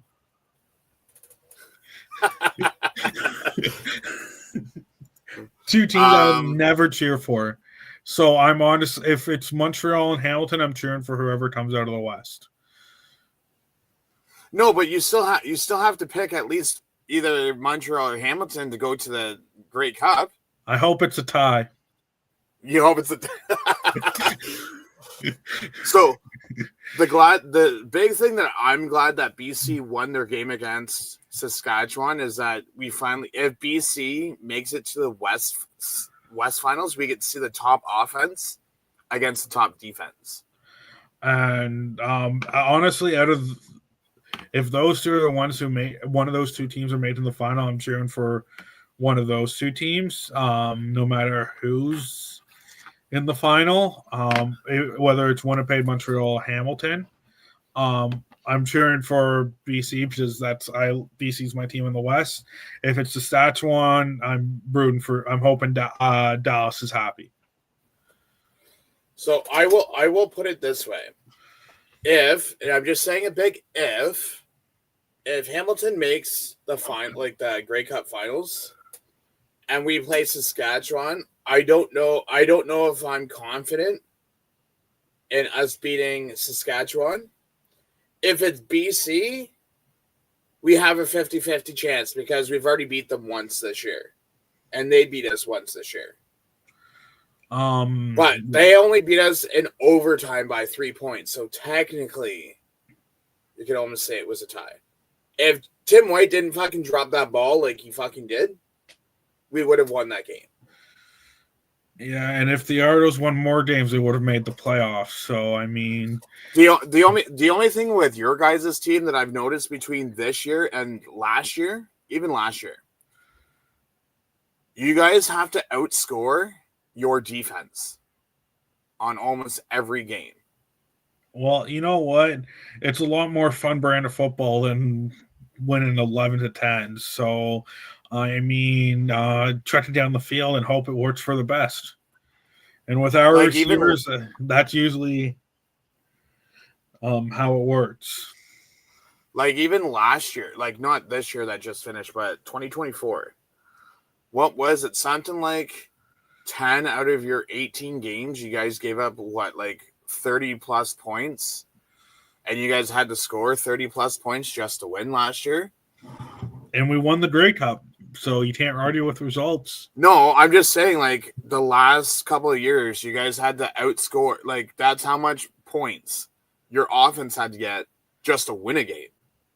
Well, and a lot of that, sometimes a lot of that was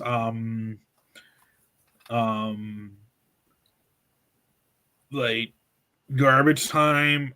Some of that was just a bad start. But our whole defensive motto for the last when we were winning was bend don't break. Mm-hmm. Right? So a lot of the time they would go all the way to the end zone, like to the red zone, but only get a field goal.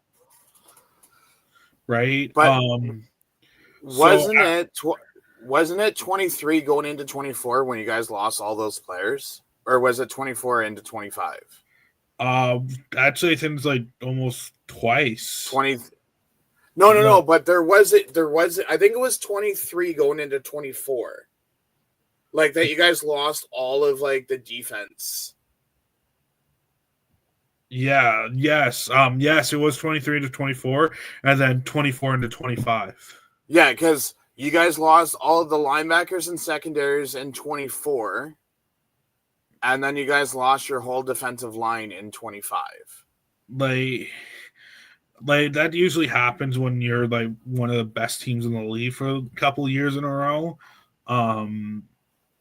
So like I know a lot of Argos fans are really like mad about this season. I'm like, guys, we've won 2 Grey Cups in the last 4 years.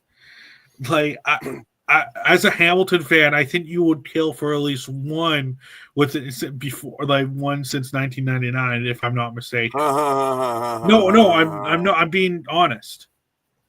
Like I know I'm not chirping you here, but I'm just saying, like you take one losing season after that year, then waiting so long to that one. Like, I'm just saying, you got to be grateful for what you have. And I'm grateful that we've got 2 Grey Cups. So if I'm missing one year of playoffs, and we got like 2 Grey Cups out of it, I'm fine with that trade-off. Just put it this way. You guys aren't the ones that are paying almost $1 million for your defensive line. And yeah, like for Edmonton, that Robbie Smith contract was surprising. Oh, the $270 for 1 year? Oh yeah, like Robbie Smith to me is a really good player. 270 for Robbie Smith when you have like Even he wasn't even the best D lineman we had last year, and we had. My thought is I could say the same thing about Brandon Barlow. Brandon Barlow was great for you guys, shit for us, and he goes and gets $165,000. Yeah. Like, I think the one thing the Argos have done really well is found hidden gems. Yeah, that's what Pinball Clemens is good for. Right? Like,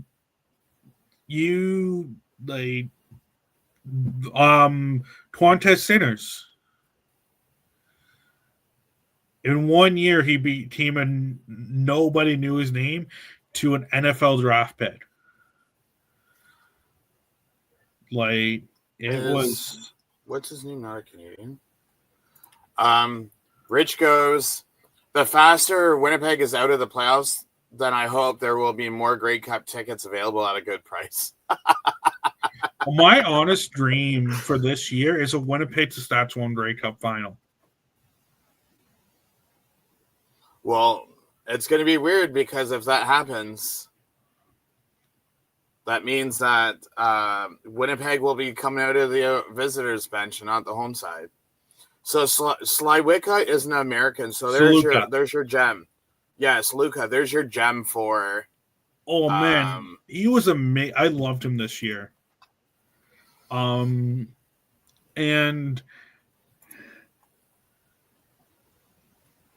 just before you continue that thought, Carter goes, I do agree with Adam. The Argos have been incredibly blessed.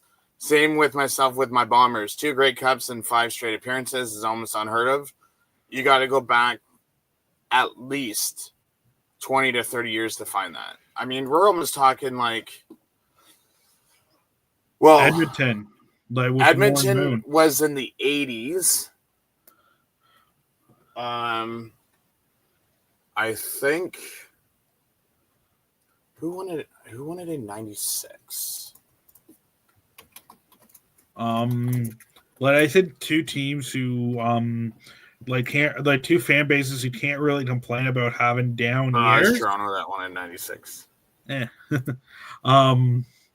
2 teams that are can't really complain about bad year is like Winnipeg and Toronto. Like even Winnipeg's made the playoffs, I think at 9-9 if I'm not mistaken. And I think it'll be a tough hill to climb to go 6-6 to make it through to the West. But Winnipeg is my only hope of not seeing either Winnipeg, Montreal, Hamilton. Montreal or Hamilton? Yeah, Montreal, Hamilton. Oh, Adam, you're not gonna like this comment. You ready? What? Rich goes, I am rooting for the Ticats to go to the Grey Cup. Adam's like, Rich, you're not my friend anymore. Oh.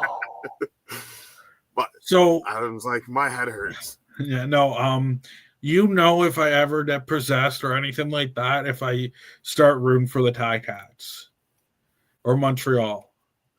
If for one day I come up to you and I say, Carter says, yeah, no, legit. I had to chat with others bad-mouthing Bombers for a down year. Like, they finished with a winning record. How are you complaining? I mean, that's not a lie. Anyways, what were you going to say? Like, if somebody ever wants to know if I'm possessed or like an evil clone of me, is if I start cheering for Montreal and Hamilton. Like, that is out of body shit right there. Like, I love my teams and I hate the teams that I hate, like, with a passion. Like, I hate the team, not the people behind it. Red, you're a great guy. I don't hate you. I just hate the team you cheer for. I mean, I could say the same thing about Toronto. It's like, not against Pinball Clemens. It's not against John Murphy or anything. But the way fans are treated in Toronto is utter garbage. Yeah. Like I've heard horror stories from like the way that the team treats fans to the ticket reps fiasco that they have to all kinds of things. Like it should not, like, for me, because I have such a good contact with multiple ticket reps. I have them on speed dial. I call them and like you wouldn't believe how many times I got free tickets this year without even paying for them. Because I spend so much money on the team. I've gotten probably 3, 4, maybe 5 games extra free tickets. I've gotten named the first fan of the game of the year.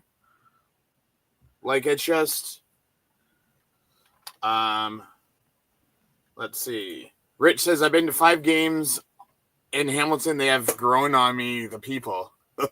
So, I mean, because ever since Carter's first experience in Hamilton many, many years ago, he hasn't had a problem since in Hamilton with any fans. Carter writes, Rider fans are great. I may believe they play the banjo and engage in strange activities within their household. No comments. But they support that team. Rider Nation is ride or die. Well, and I firmly believe there's a difference between hating a team and hating its fan, like hating the people who support.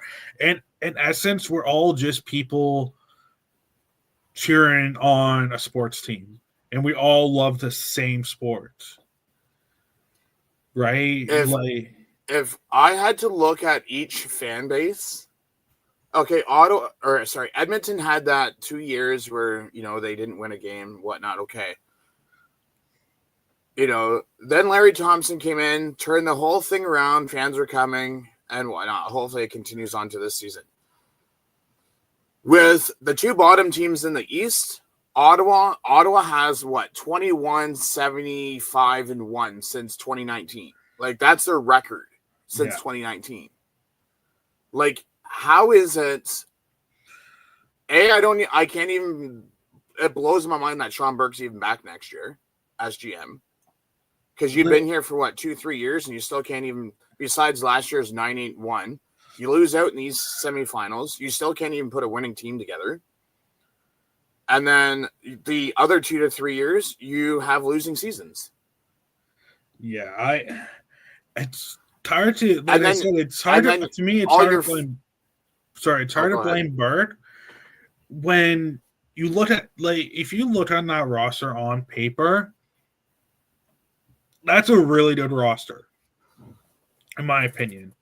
Now that could be like me being nice and everything like that. I feel it comes down to a culture issue, not the player. I think if you let's say input Mike O'Shea on that Ottawa Redblacks team, I think at worst they're 8-10 or 9-9. Yeah. I think at worst they're that. I want to see how they do with a new coach, but they have to hire the right coach, and they have to hire one who's willing to come in and set a really good culture of winning in that city. I've met a lot of Ottawa fans. A lot of them are really nice, great people. Just don't tell them that you're a Leafs fan and you're good to go. Just my thing is, and yeah, Ottawa is the most injured team out of any team this year. But I mean, if you don't hire the rest of it, like, you have to do something to bring back those fans. Because from what I've seen on TV, there was a lot of empty seats. And then not only that, then you guys have all of your construction going on next year. It might not start next year. They still need to approve it, and and I think it's going to be they don't. So how Lansdowne 2.0 is working is they're building the arena first, and that will take about 2 to 3 years, and then they're tearing down the north stands. Oh, okay. So it's not like they're doing it like one by one. No, so they're doing it in stages. So they're doing because the Ottawa 67s need a place to play for the next couple of years, right? Yeah, so they play underneath the stadium. Yeah, so they can't tear any of that down until they build that new arena. So because I'm not from the Ottawa area, what are they doing with the north side? So what they're doing is, do you know it looks eerily similar to one of the sides that Hamilton has now. Okay. It reminds me a lot of how Hamilton is looking. There it is there will be reduced capacity on on the north side now. But they do you know that hill that we sat on with that weird yeah. That's where the hockey arena is going to be. They want to build some suites inside the arena facing the field. So you're saying that where that soccer thing is next to the stadium is kind of that field area is where they're putting the rink? Yeah, so the inside that hill, that it will be. I'm not sure how close. I'm sure it will be around that hill area, but they're do like a general mission around that area, kind of thing. And it is that you're able to still walk around the full stadium and everything like that. There's going to be no roof on the new stadium, on the new thing. That's gonna suck for those upper bowl people when it rains. Yeah. And then I think a lot of people are trying to push for a roof. But there's a town like it. I think we will know more after October 29th because they have a town city council meeting about whether they want to push it forward and everything like that. So Carter says, like legit, the Winnipeg Saskatchewan rivalry is as brutal as it is. Blue Bombers or Banjo Bowl and Labor Day Classic is awesome. The Saskatchewan fans have the most part welcomed us to their province with open arms. I hope all of us Bomber fans can return the favor. Yeah. And then Rich says, going to the 257. Yeah, is that it? Yeah, okay. He says, going to the Labor game was so much fun. I heard a lot of swearing or a lot of shit wearing my Argos gear, but it is so sweet to see us win. I mean, if you think about it, if you think the Bombers and Rider fans, I mean, as brutal as it gets, depending on who you are in the Cat in Toronto, okay, like there's you, there's Rich, there's Connor, there's Nick, there's General, there's Ginger, there's a couple of other people, Adam and Gary and or sorry, not Adam, I'm thinking of you, Brad, Tim, Dallas, and John. Like there's a lot of people that I know that chirp me. Okay, it's a chirp, blah blah blah. It is what it is. But to me, there's a difference between your chirp and you suck and your team sucks. I mean, to be honest, you guys don't even have to be playing in our stadium, and people still chant "Argos suck." And that's living rent free. Just Ottawa Senators fans chant Leafs suck all the time, and every time I hear that, rent free. Like we're occupying a nice little space in your head. But at the end of the day, no matter what it is, no matter what sport, we're all fans of the same thing. No matter what team you cheer for. So I can look at a Tat fan and say, I don't agree with your team choice, but you're a human being. You love the CFL. I love the CFL. Let's have some friendly chirps going back and forth. Then at the end of the day, shake hands, call it a day, and have fun.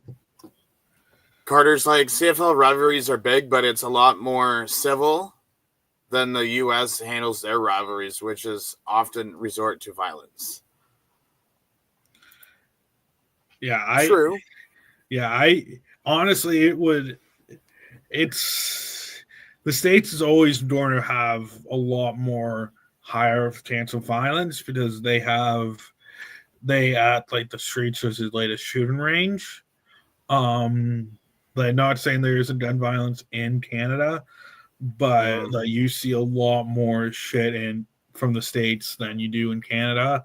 And again, I think it boils down to treating people with respect. Like, at the end of the day, we're all fans of the same sport. Have fun. Like, on Labor Day, a guy tapped on, like, wanted to give me a high five every time a tie tat scored. Then when we won, after we won, I want to do that, and then he did flip me off. And to me, that's hilarious. Like, yeah, like, we can. At the end of the day, we all just have to remember everyone just wants to cheer for their team. Yeah. Have fun with it. Yeah. Carter says Adams bang on when the distinction between shitting on rivalry teams rather than as human beings. You know what I want to see is once we get a 10th team, whenever that is, Labor Day week, no teams get a bye, and we just turn Labor Day week into rivalry week. Every team rivals play. Montreal plays Ottawa. Hamilton plays Toronto. Edmonton plays Calgary. Winnipeg plays Saskatchewan. And then BC plays whoever the 10th team is in the East. One thing I want to see is not like that, but rivalry weeks. So you have, whether it's the first week, like whether it's like the week before or the week after, you all play rivals with it. That you play a rival within like a 3-week span. So let's say like Toronto, Montreal 1 week, and then next week it will be Toronto, Hamilton on Labor Day, and then the week after like Toronto, Ottawa. Mm-hmm. Right? So I don't, for Winnipeg, like Labor Day, like Winnipeg, Saskatchewan, and then afterwards like the Bands Bowl, Saskatchewan, Winnipeg, and then the week before, I don't know, Carter might be able to help me up. Who's another rival of Winnipeg? Oh, you mean besides Saskatchewan? Yeah, because like I know Calgary, Edmonton, I know Saskatchewan, Winnipeg. Do you hate anyone? So he says, not going to lie, 10th team should be Quebec, because then Labor Day would be Winnipeg versus Saskatchewan, Edmonton versus Calgary, Toronto versus Hamilton, Quebec versus Montreal, and then BC versus Ottawa. And not going to lie, I think Quebec City needs a professional sports team. It doesn't even have to be Quebec City, just anywhere on the East Coast. You could even have it in Halifax, and they could still be rivals with Montreal. I think that Quebec City will be good because, like I said, I think they're dying for a professional sports team. The NHL has shown no interest in going there. The PWHL, I don't know if they have interest going there, but I think like they really only have very minor league baseball team and the Quebec Remparts. I think if the CFL can bring in like people from Quebec City, they can also bring in like people from like North Nova Scotia and stuff like that, and to be a fan.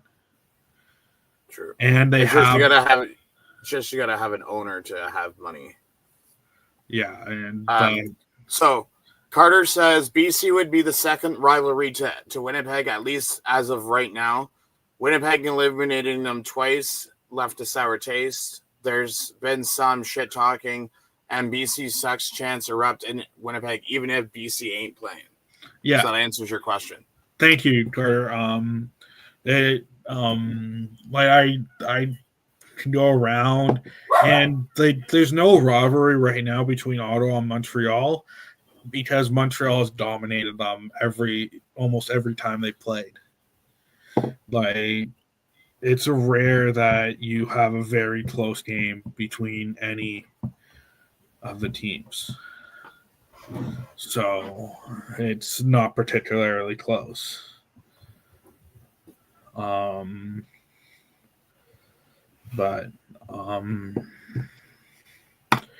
it's like it's hard to like say where it is because there's no guarantee that there's already a 10th team. And it will be very I hope it grows, and I keep on hoping it grows, but I think the CFL dumped a lot of it way too soon, way too fast on us. Mm-hmm. But oh well. I will let you go because I know that you had things to do. It's honestly it's more of a sports watching day for me. My weekends. Yesterday I watched like the BYU. Carter said Quebec City supports football as well. Laval is an awesome example. Only potential sports team they sue will get is PWHL, which I think would have no effect on a potential CFL team. And then he says Quebec City is also financially in a better shape than Halifax to support a team. Quebec City versus Montreal is more of a rivalry than Montreal versus Halifax. Everything that he said is absolutely correct because I think Quebec City hates Montreal. It's very easy transition into it. And like I said, I think they're just dying for any professional sports team. So you put a CFL team there, I think it'll do really well. In PWHL, I'm just saying, like, I just don't know. I'm not saying that if they did a CFL team, they did a PWHL, or if they did a PWHL, they won't get a CFL team. I think it's just they won't.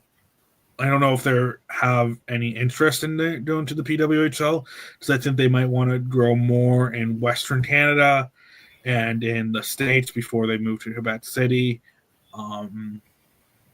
But at the end of the day, it's be very interesting to see. But I think that Quebec City and Montreal will be a great rivalry, and it will be very interesting to see. I think they should have an NHL team. They should have a new NHL team in Quebec City soon. Mm-hmm. But no, as I was saying before, comment, it's honestly just an NFL watching day for me.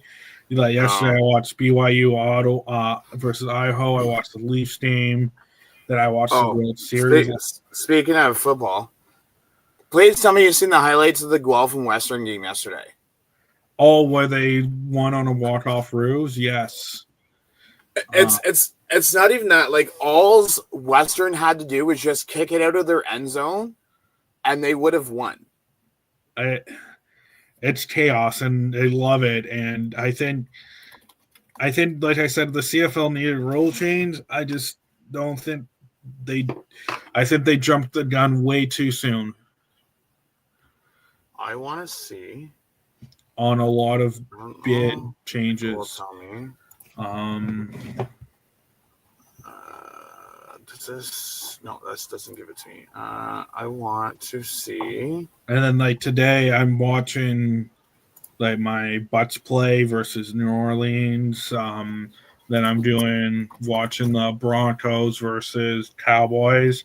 So a lot of my team's fantasy players and a lot of my opponent's fantasy players are playing today. So, so we have. So on the Atlantic side, we have St. Mary's and Acadia and Bishop and St. Francis. For next weekend for semifinals. We have Saskatchewan, UBC, and Regina and Manitoba.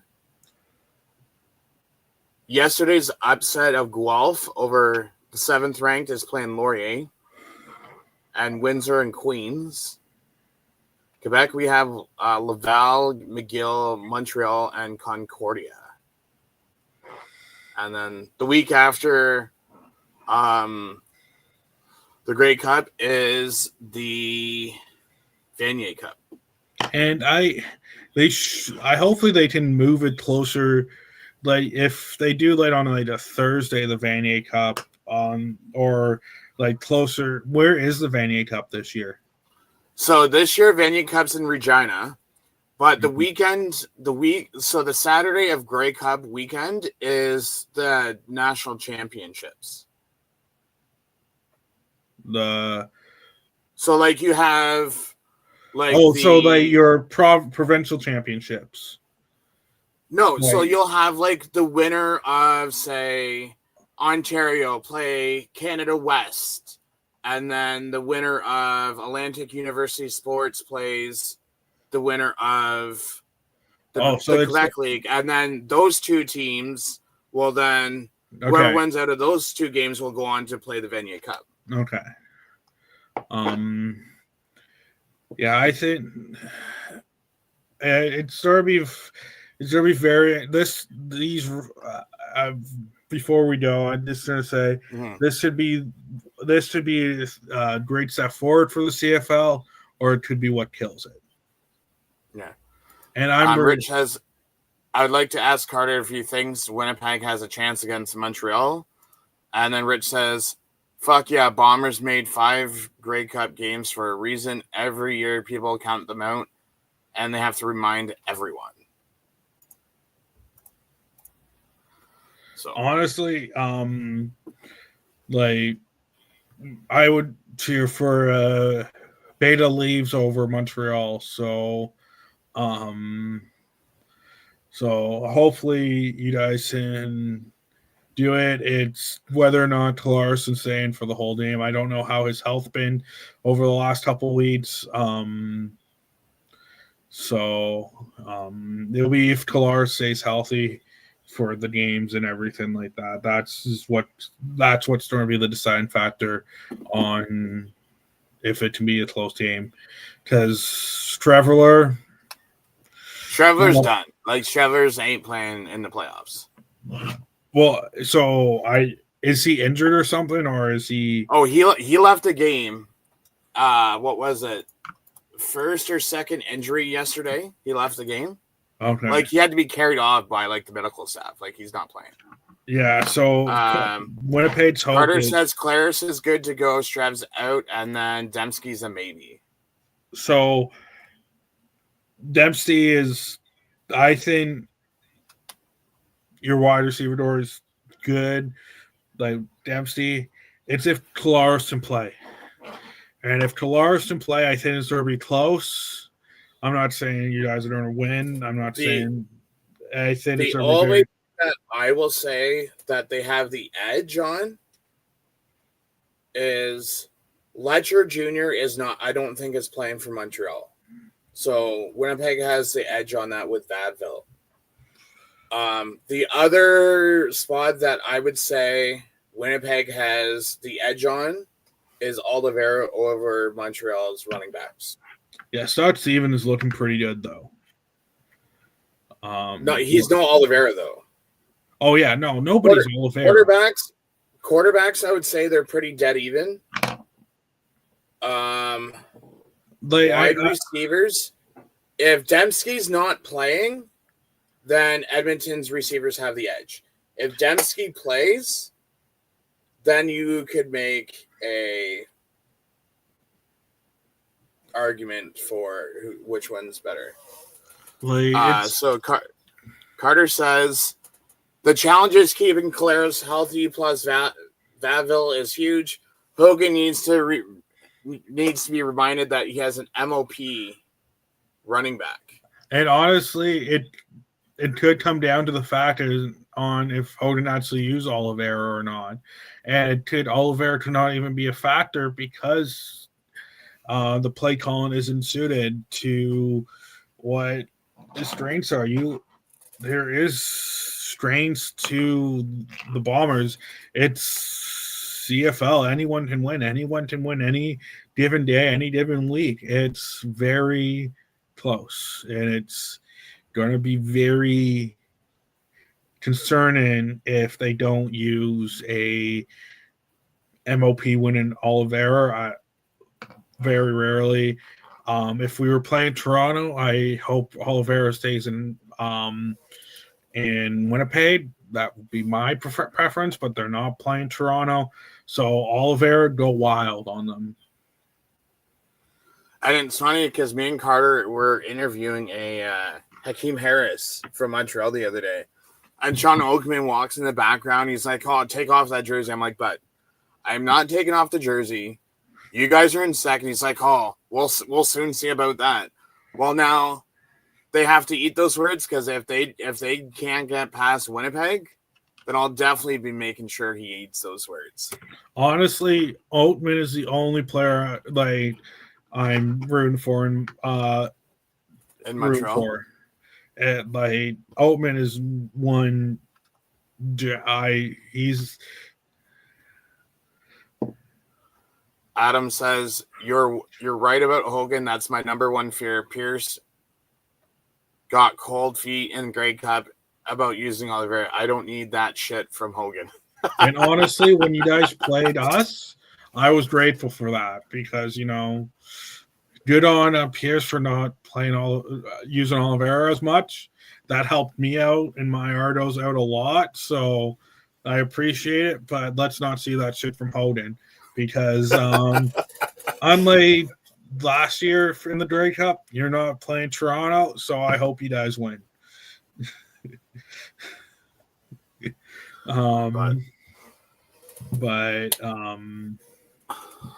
hopefully it should be a wild couple of weeks. But yeah, I will let you go so that you can get ready for your 4:00 football game. Yeah. Well, thank you for having me. No problem. Any other time you want to come on here and talk football, I'll be happy to. Oh, I'm sure if we need an Ottawa person, Carter will be happy for you to bring you on for our other channel if we need an Ottawa person. Carter says everyone talks about that Davis Alexander streak. Like, bro, you're gonna think that was his that's gonna be his last. His whole career, all streaks are broken at some point. I don't know because TSN was saying the other day that I don't know if playoffs will count as his season's streak. So he will go into next season with that 11-0 streak, regardless what happens in the playoffs, is my understanding. And I hope he gets mindly like stubs his toe or something like that before the game, or like somebody cuts him off in traffic so he doesn't he's not focused on the game, or his pillow is hot at night beforehand so he can't get good sleep. But it's going to be it should be a fun week, a couple of weeks. Just long as Winnipeg not Winnipeg, Hamilton or Montreal doesn't win, I'll be happy. Listen, don't get your hot. So I just seen this article, and I'm gonna see if I can post it, show it on here. Okay, give me 1 second. Let me bring it up to here. So CFL attendance is up less than 1% this year. So Hamilton was up 3.9.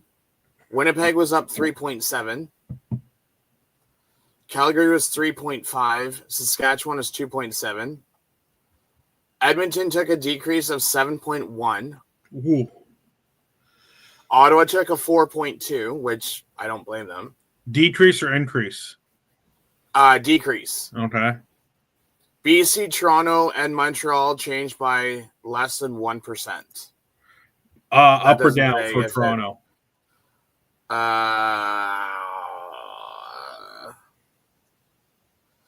So they finished, I would say, down because they're saying that Toronto finished with the lowest average attendance in the CFL for the 9th straight year. Yeah, but that's 9th straight year. But okay, you guys had 13,000 last year, I think. And they finished with an average of 15,109. Let's go. We're getting up there, boys. Woo! And then Ottawa had 18,136. And Edmonton had 19,050. Honestly, as long as like people are to like be like, oh, that guy's cheering for a 2,000 increase, and you're still bottom of the league, it's an increase. That's all I'm happy about. I am happy it's an increase, not a decrease. Like, so with Hamilton, we are just short of like 2,200 fans for it to be like a sellout every game. Yeah. On average. We still got Argos have a ways to go, but it's growing. And do you know what helped this year about growing the attendance? As if they actually gave a shit about you guys. That too. Geez, what happened when we actually give away and give shit to people and CNE game, a hat, the Buffalo game. I will say Toronto security is the worst security ever. Even though it's the same company that Hamilton has. Not only that, but whoever runs the stadium needs to get their crap in gear. Because when you tell fans that gates open at a certain time and they don't open till a half an hour later, that pisses fans off. And then nothing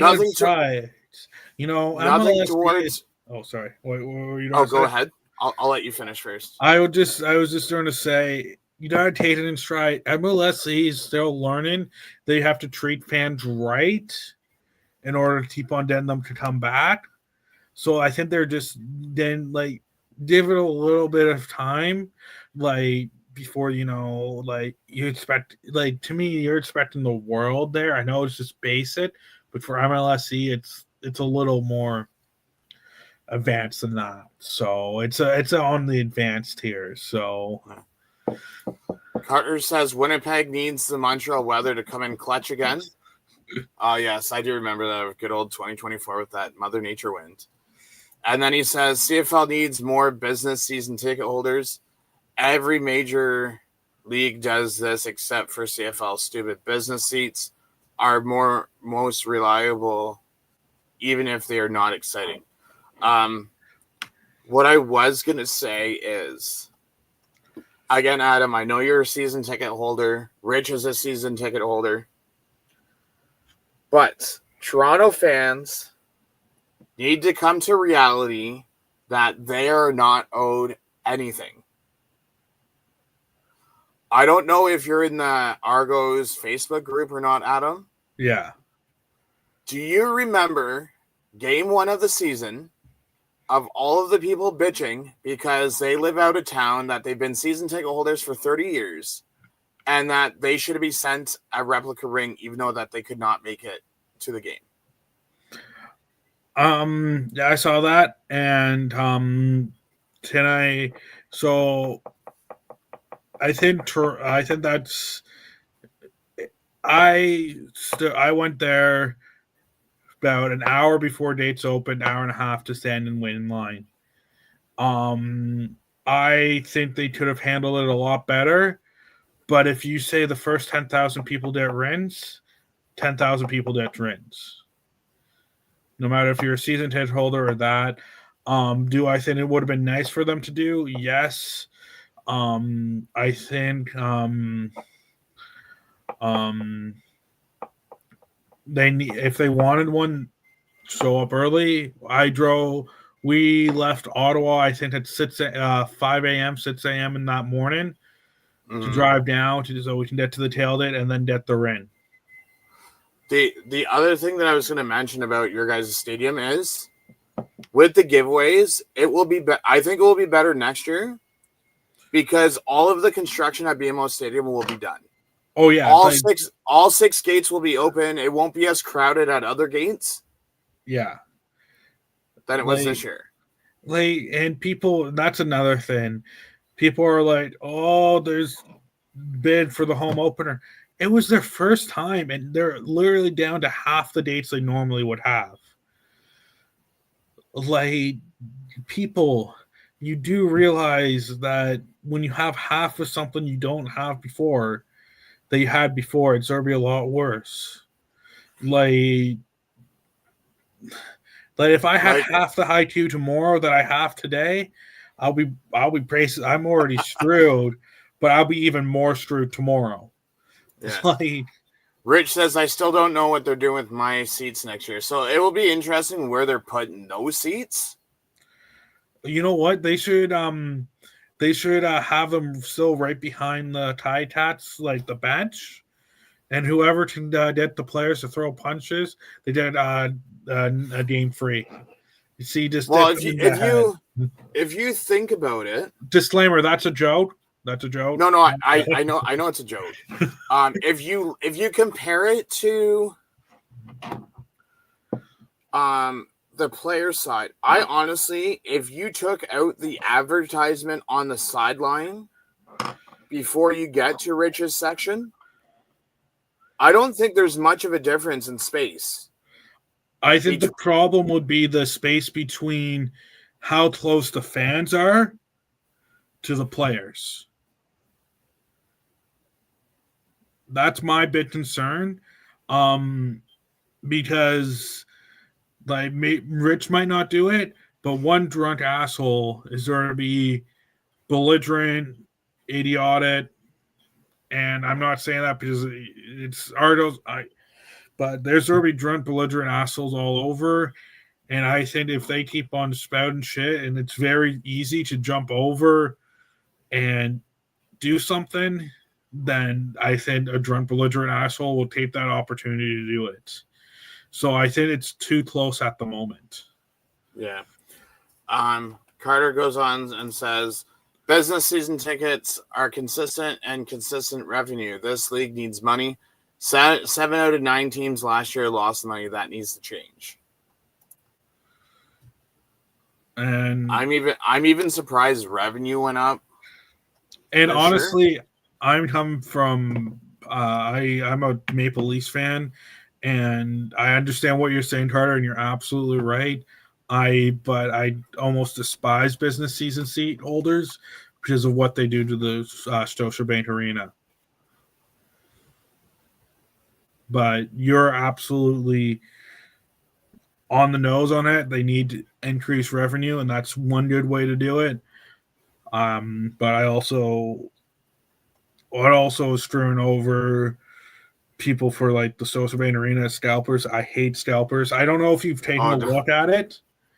But the World Series prices are ridiculous, being scalped and everything like that. I mean, that's a government thing that they got rid of that stupid rule or whatever that was that allows Ticketmaster to control them, because I know it never used to be that. But if you're going to pay $1,700 for a seat, you're crazy. Yeah. Like they were showing, I seen a picture of Davis or what the heck is his name from TSN? Davis was there with his daughter yesterday. I could just imagine what he paid for his seats. And I hate scalpers with every fiber of my being. Every fiber of my being. They are the worst thing to happen to sports. I just love of how they get stuck with them.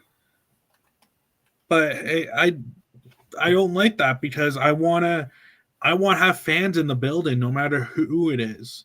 Like, I want to see fans cheering on their team to win. That's one of the best parts about sports, watching live sports. Yeah, it's a lot more comfortable at home, but you get to be cheering live and feel the atmosphere a lot of people in that thing either cheering for or against the team you cheer for. Oh, being in the CFL stadium compared to watching at home, there's nothing better than seeing it in person. Oh yeah, it's the atmosphere. I love it, but it's awesome. Carter goes, I know it sucks when it's the entire building, but that's only an issue if you easily selling out every game. We are nowhere near that case in the CFL. Well, coming from a guy who sold out the team that sold out every single game this year, so I know it might be easy for Winnipeg, but us in Toronto, we don't have a big area and a lot of people, to be able. I mean, in Toronto, you can almost buy like an upper bowl seat and just move down and sit in the lower bowl. Yeah, but Rich says the viewing party for both away games that should be 3 away games because they don't have both away games. They have 3 away games. Are sold out at the Rogers Center, and he's going Tuesday nights. Well, that's all, and also they're doing it for Jay's Care, which is awesome. If I was I was gonna say Jonas Brothers performed there last night. Oh, that was a great thing they did with cancer. But what the hell was that concert in the middle of the game? That was a great moment for cancer and everything like that. I love what they did, but then just randomly going to the Jonas Brothers. I understand they had to get players on the field and everything like that and let the pitcher warm up, but it just felt so random. I've never seen a halftime show at a baseball game before. Yeah, but we probably should. Yeah, I'm just going to read this last one. I know Toronto needs business season ticket holders. No excuse why they can't get 10K of that additional to their current attendance. Fans can still go, but you have a sold financial base underneath. No, and like I said, I agree with you. I'm not disagreeing with you whatsoever. That is not where I have the hate for. I just have the hate for the Scotiabank Arena and the suits. And you're right. I don't like it. The one thing that I'll leave off on, because I know you want to go and watch your games, is with Toronto. How can you not get fans to their stadiums? You have GO trains that take you right to the stadium, no matter if you're coming from the west side or east side. Even if you don't want to park, okay, you can't really just leave your stuff in a friend's car for the game and pick it up afterwards. That's what I do. Yeah. And I think it comes down to marketing. It comes down to a lot of things. I think the Bills Argos partnership can be good for them. Everything I'm hoping, and I think they've started to realize that this year, especially after the backlash of the 3 away games. But anyway, that's a whole different discussion. I would do a lot of different things than what they are doing, but it'd still be fun to see what they can do next year. Okay, I will let you. Well, anyways, thank you for having me, man. Yeah, when me and Carter wanted to have someone from Ottawa on, we will let you know, and then you can come be Ottawa's person when we do. Yeah, I'd be happy to if you need anyone, and if you and need I know where to go if I need to find someone for Ottawa for me. Yeah. So, all right. Enjoy your fantasy games this afternoon. Hopefully I can win my pick'ems this afternoon.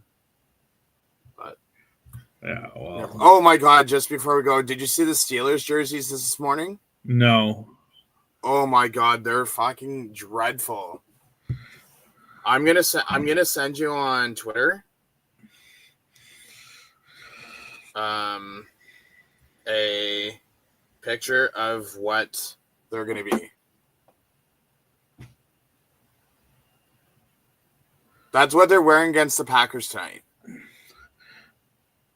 Oh my! How I have finally found a jersey that is more ugly than a Hamilton Tiger Cats jersey. Listen, take that back. That's obsolete of our gray jersey. I said more ugly than your jersey. Oh, okay. I said more ugly. So there's another little compliment I've said. Oh, I can't. People can't see it because of my background, but anyways, I will let you go so that you can go get ready for your fantasy. And no worries. Everyone that joined us. Yeah, thank you. Appreciate the comments. And hopefully you guys have a better season next season, no matter if you cheer for Toronto or Ottawa next year. Anyways, you have a great one. Bye. Bye.